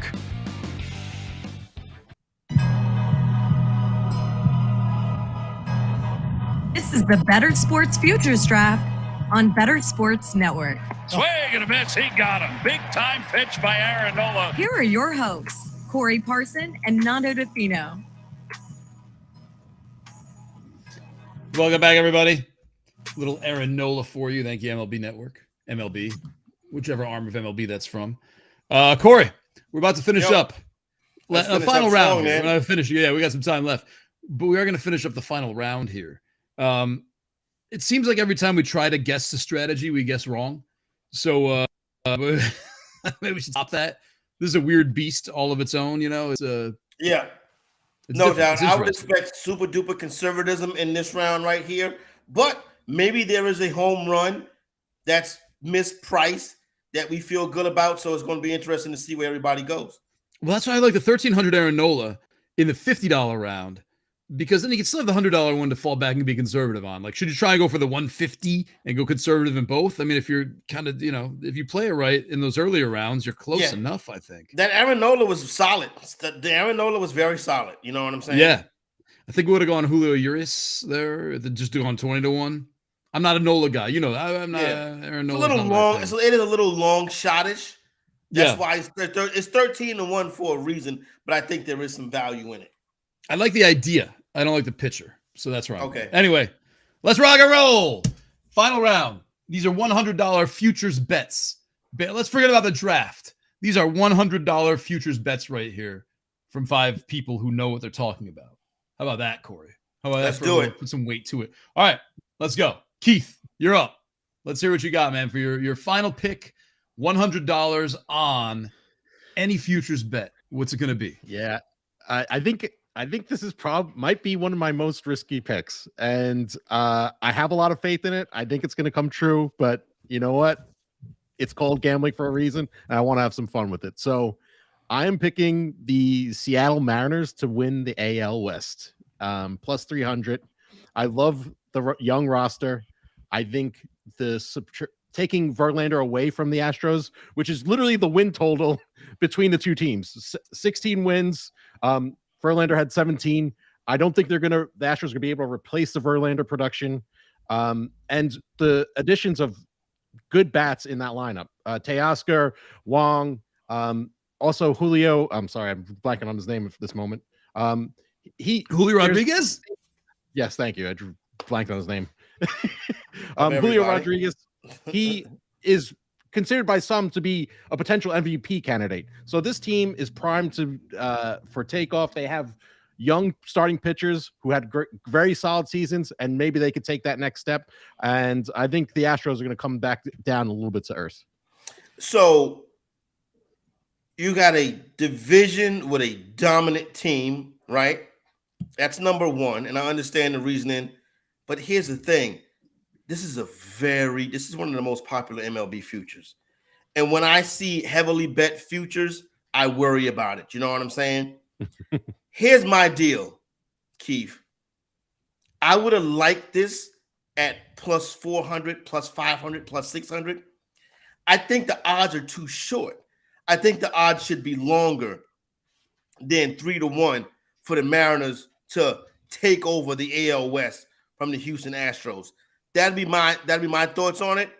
So I would think that you would have had, to me, the number's not long enough if I'm taking this wager right here, but I really don't have a problem with it. Nando, what's your thoughts on it?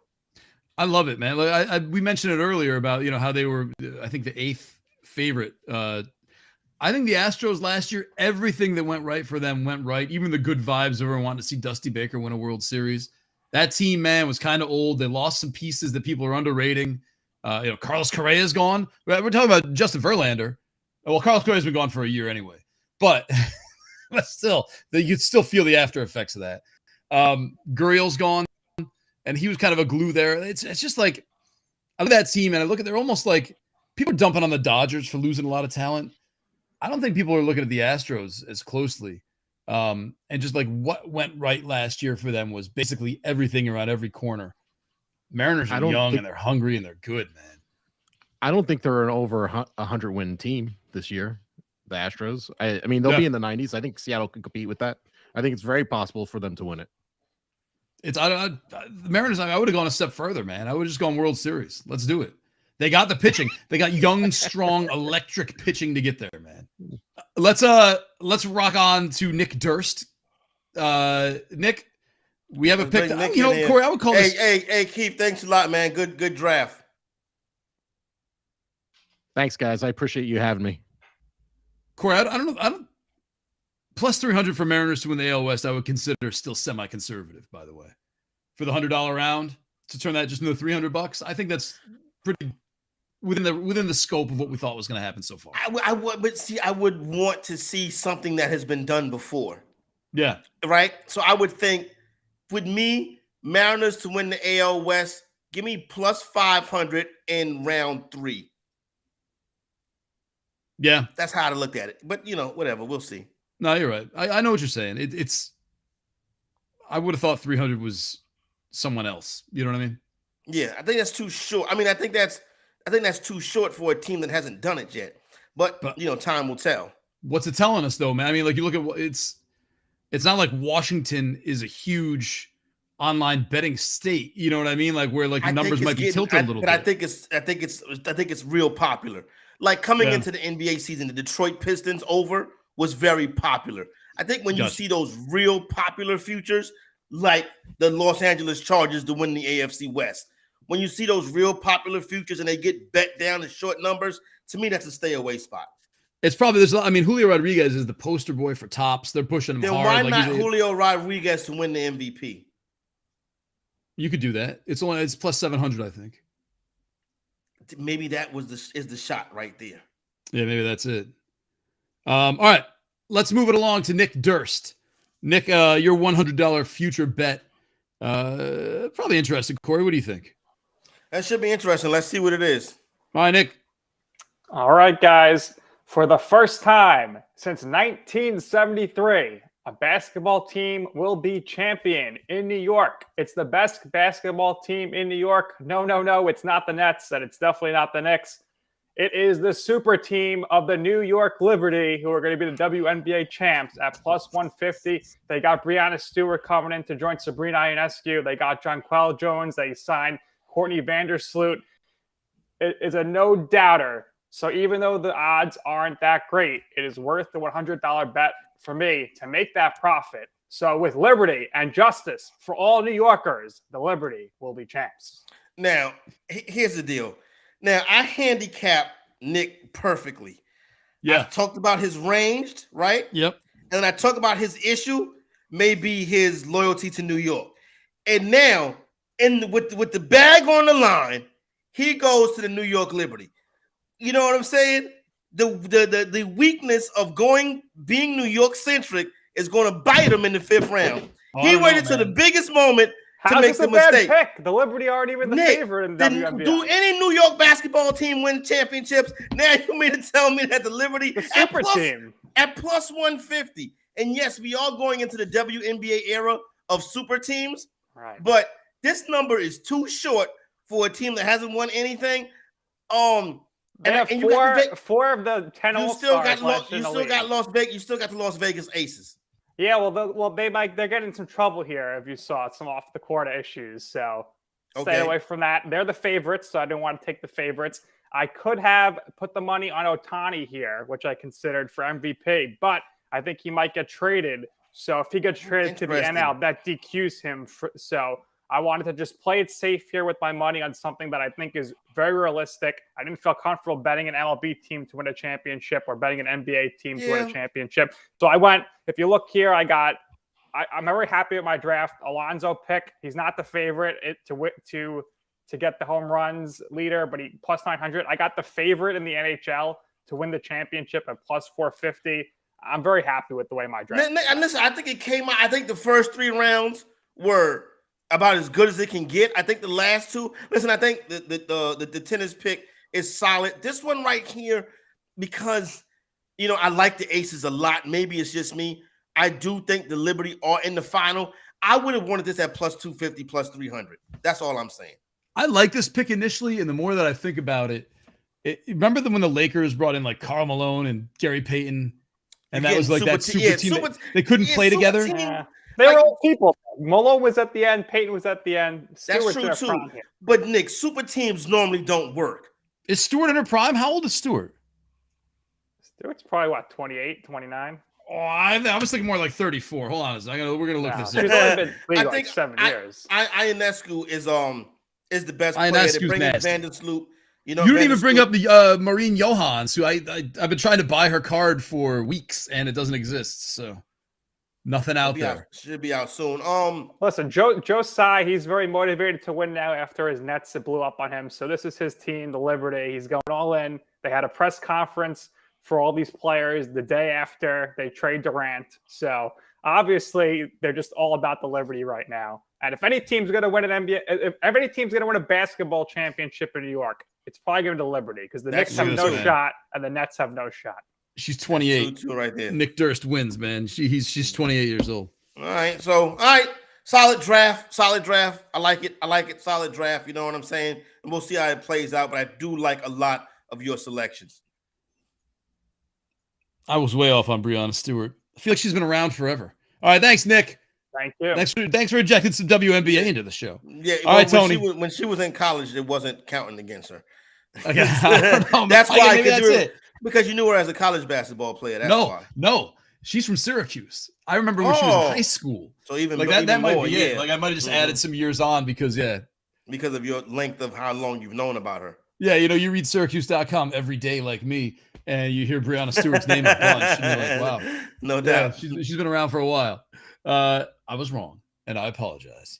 All right, let's see what Tony LaBarbera is going to do to finish this up. I don't know if I'm on Tony or Tyler. Nick is too tortoise in the hair for me. He's too tortoise. You know what I mean? And not in a bad way because that's probably going to win the whole thing. And that's my problem with the betting. Yeah. All right, let's see what Tony does. All right, fellas, I'm going back to the well. I'm going back to the golf world. And this is why I like betting golf, because of the value that you can get. I'm going to take Rory McIlroy to win the Masters at plus 750. the value they can get. If I can get Rory at plus 750 at a major, those are really, really good odds. Not only is he in form heading into major season, he's already got a win on the PGA Tour. He's got a win on the DP Tour, which used to be the European Tour. I mentioned the elevated events earlier, so he's playing against better talent in some of these events leading up to the majors, and he's got a good track record at Augusta. He's got 6-7 top 10 finishes there. He does have the monumental meltdown there about 10 years ago, where he had a 6-7 8-stroke lead in the final round and just completely crapped the bed and lost the tournament. But it's the final leg that he needs to complete the career Grand Slam. So he really wants them. He is a student of golf. He loves the history of golf. So he knows getting the career Grand Slam for him puts him in that upper echelon, not touching Tiger or Jack Nicklaus, anything like that. But that puts him in some rarefied air as opposed to some of the other top guys still playing now. If he doesn't win it, why won't he win it? I think his bugaboo there has been putting. Putting at Augusta, the greens at Augusta are it's like putting on glass there.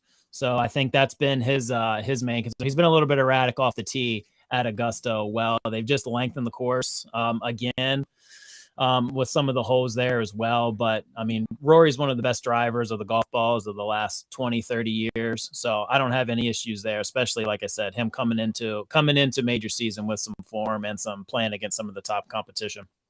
Hey, Tony, when we're looking at golf and say we don't know much about it, and I know we haven't had enough yet, but is live, I mean, like iron sharpens iron kind of stuff.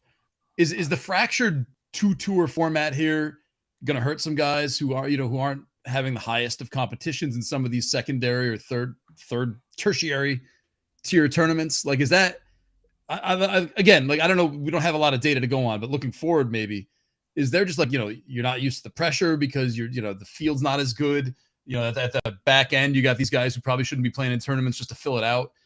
Is that going to affect golf? Are you going to be able to really get into like who's clutch and not in this? Because of that? I think the opposite. I think golf is so deep and such. There are so many good golfers that it's going to give us the chance to see some guys like Nick Taylor finished second at the Waste Management Phoenix Open this past week. That guy is a really, really good golfer. So I think it's going to give us the opportunity to see more guys like that and kind of those guys shine a little bit more as opposed to a 45, 50-year-old Phil Mickelson who hasn't played well aside from the PGA Championship a couple years ago when he won at 50. He's a name. He's a very great name, but he hasn't been that good for the past few years. He's selling tickets because of his name. So I think it's going to give us a chance to see guys who are really, really good, a little bit younger, that can go on like a Will Zalatoris a couple years ago, like a Justin Thomas, who won a couple times and then finally had that breakthrough. Gotcha. Awesome. To golf. That's good. That's wheelhouse. That's what Corey was talking about. Yep, there you go right there. So we'll see if it happens. So solid draft, good picks. I like a lot of what you did on the draft board. I think your third round pick with the Padres, and then listen, this the third and the second and the third, I think, are your two strengths. So we'll see what happens. I think it was a solid draft. Good job, Tony. Thanks, Tony. Let's go to Tyler Soto.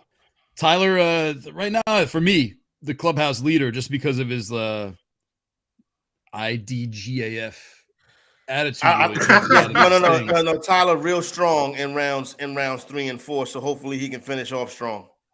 So this one is, I'm going to be honest, it's a little bit of a long shot, but it's although I don't appreciate his back end corrections and amplifications. So I'm going to document points for that. All right. But it is a little bit of a long shot, and it's a long shot I firmly believe in, and I will explain why. Vladimir Guerrero Jr. to win AL MVP at plus 1,500. This is what I'm talking about. He's trying to win. My reasoning is this. So you look at the people ahead of him. There's Yordan Alvarez. People, the baseball purists and the voters, they like people who play the field. Yordan is mostly a DH, okay? He can hit bombs. He has great numbers, but they like people who play the field. Julio Rodriguez, I'm going to say he goes into a sophomore slump. I'm just going to take a guess right there. Aaron Judge, I don't think he wins it again. Mike Trout, too injury prone at this part of his career. The favorite is Shohei Ohtani at plus 200. Not only do I think he gets traded before the trade deadline, but I think he gets traded to the National League, in which case that throws the American League MVP out the window. So right behind all those 5 dudes is Vlad Guerrero Jr., who's been in Cy Young voting twice in his 4-year career, came in second to Shohei in 2021. Toronto is a very hitter-friendly stadium. He also plays in a division where they have very hitter-friendly ballparks, New York, parts of Boston, Camden, now that they've Camden did push that ball back, so maybe not that one. But then he has a Trop too, and the Trop is very, it's a very hitter-friendly ballpark. I think Vlad Guerrero has a very strong case and chance to win AL MVP. I like solid. I mean, we're talking. Listen, go ahead, Corey. If Tyler hits any of these bets, it's a good chance that he's going to win. There you go, right there. So, he's either going to be bankrupt or he's going to win the whole joint. Now, in the Guerrero pick, this is a guy who is placed in MVP voting in the American League before. You get him in a 15-1 with the 5th shortest odds. I like the way you broke down the candidates in front of him. Solid wager right here. Not the strategy I would have took, but hey, all you gotta do is see me. I'm trying to hit 3 of the 5, right? He just need to hit 1. Right. That's the way I would play this too. Actually, that's why I think I'm drawn to these picks, because not necessarily the picks. Again, like I do like the Vlad reasoning. Did Toronto mess with their walls too? Didn't they, to bring the fans closer? I believe they did a little bit. So they probably brought the walls in just a tiny bit. But hey, that all adds more to his home run total. I mean, you got to remember, in the past 2 years, this dude hit 32 home runs last year, and he hit 48 the year before. He's only 4 years into his career. Yeah, but he was playing in Dunedin, wasn't he? Dunedin. I mean, has any Blue Jay ever won the MVP? Probably just maybe George Bell. That's really it, right? Joe Carter. No, Joe Carter, I think, was World Series MVP. Probably just George Bell. I'd have to go back and look at that. Yeah, maybe I only know George Bell won MVP, man. Yeah, that's when I was locked in. Nando, I had the back of the baseball card. I know the 82. I remember that. I remember the George Bell. There you go. Josh Donaldson probably in 2015. Donaldson, yeah. Okay. Off the top of my head, I'll say Josh Donaldson in 2015. All right, let's move on to Adam Bernard as we wrap this up. Tyler, man, I'm a fan. I'm liking this. This is, but it will spell our doom because I'm horrible at betting. But yeah, I appreciate it. And Corey, you'll be getting texts from me throughout the year, letting you know I was right. I'm looking forward to it. Tyler said he's setting up calendar alerts. Just be okay. April 17th, Masters. Tyler's got receipts, so I'm looking forward to it. All right, man. Good luck. Let's bring up Adam Bernard to wrap a little bow on this. Let's see who's crack-lacking here. Adam, welcome back, friend. Good to be back. I'm going to guess, knowing you and having you produce this is probably going to be a nice, safe hockey bet. You are on the money, my friend. So I am going to take the Vegas Golden Knights to win the NHL Pacific Division at plus 240. I like to go process of elimination here, so let's look at the Pacific. Anaheim, San Jose, Vancouver all suck, have no chance at winning the division. Calgary at 61 points right now. Could they make the playoffs? Absolutely. They haven't done enough this year to make me think that they have any shot at the division. Moving up in the standings. Edmonton and Seattle, both very good teams. Neither really have the goaltending, I think, to really separate themselves. So now we get to the top 2 teams with Vegas and Los Angeles. Now, LA right now is plus 500. The last time I checked, to win the division. That would not be a bad bet to place. However, Vegas right now has probably been one of the more consistent teams in the league since the season started. Right now, they have a game in hand and a point lead over the Kings, which is a little negligible. But when you look at the schedules down the stretch, and anything can change, they have 7 what I would call gimme games versus the Kings 5. And the other part of this is the Golden Knights are about to put one of their heavier contract players on long-term injured reserve, Mark Stone. That frees up a lot of cap space for them to go big game hunting at the NHL trade deadline, which comes up on March 3rd. And I think they're going to get the biggest name out there, which is Timo Meier.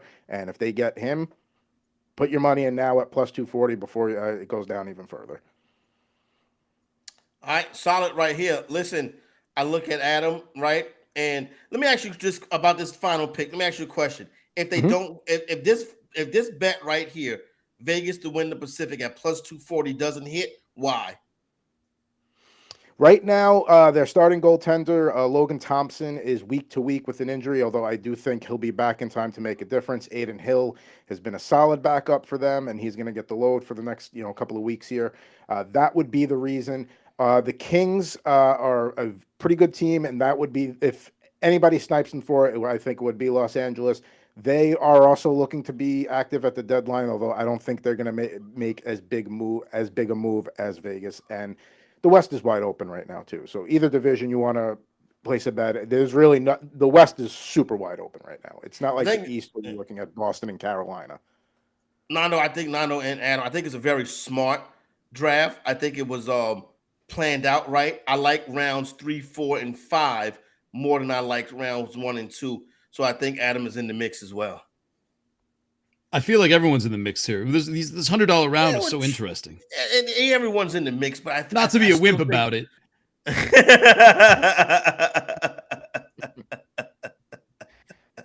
I'm just saying, like I haven't decided like which way. Like, I'm looking at it like this: my $100, right? If I'm looking at these 5 selections we have, the Mariners, the Liberty, Rory McIlroy, Vlad Jr., and Vegas, I think if we're talking real money and not a draft and a game, number 1, I would put on the Liberty. Number 2, I would go with Vegas. Then I think I would go Mariners, then Vlad, then McIlroy. And that's probably because I don't know enough about golf. I'm not confident in my golf. But the other 4, so I do feel like, I don't know, man. Like, of the final round, I think Vegas to win the Pacific is the best pick of the final round. But that is the multiplier, right? Like that is, yeah, which is probably the most important one. You know what I mean? Yeah. Now, as you move up, I think it's different ways that you can go and you look at it. You know what I mean? But I think Adams, the last pick, was the best pick of this round. So that's where I would leave it for this round right here. I think every round kind of tells its own story. And I think, you can see kind of what everybody was trying to do and their strategy. Adam stuck in his wheelhouse and he went conservative as it moved along. So I think I just wish, his first 2 rounds were more long shotty. But I mean, this is why I was saying I wish the first couple rounds had a little more weight to them. You know what I mean? Like if you could come out swinging with a $50 bet in the first round, then dip down to 10, 25, come back up to 50 and 100, I think it would change the strategy a lot. Like a $1 bet's so boring, man. Like who cares, right? Well, that's why you want to hit the big one. That's why you want to hit the big one. That's why the Harper MVP and the Alonso to lead the Major League Baseball in home runs, I think, are the 2 best picks right there. Because that Harper $1 bet, that comes back, that's a bankroll booster right there. So I kind of like the different strategies and the way it was done. So I had no problems with I guess, the but majority. if Harper's 40 to 1, and say you got your $50 level, you got a Jokic to win MVP, the Harper thing's gone because you're completely blasted it out of the water already, plus 165 with a $50 bet. You know what I mean? Like it's. Well, I think that's one thing you got to take into consideration. You know what I'm saying? I mean, you're doing a guy. I mean, like you said, the last person to win back-to-back MVPs was Larry Bird. Well, I was just thinking something with odds, like just to imagine a plus 130 bet that you could have thrown in there. Yeah. Got it. You're blown out. All right. This is fun, Corey. It was so great being back with you. My God, I missed you. Yeah, same. Thanks to Heather and Jared behind the scenes for running this. Thanks to everybody who drafted, everybody who's watching. We hope this is fun. Maybe give you something to think about, talk about, feel about. Corey? And something to see you again, my friend. Something for Heavy T to text me about. Yeah. We hope you all enjoy this. Thank you for joining us. This was the Futures Draft. We'll probably have more of these, so stay tuned. Bettor Sports Network. Get the app. Check us out online. We love you all.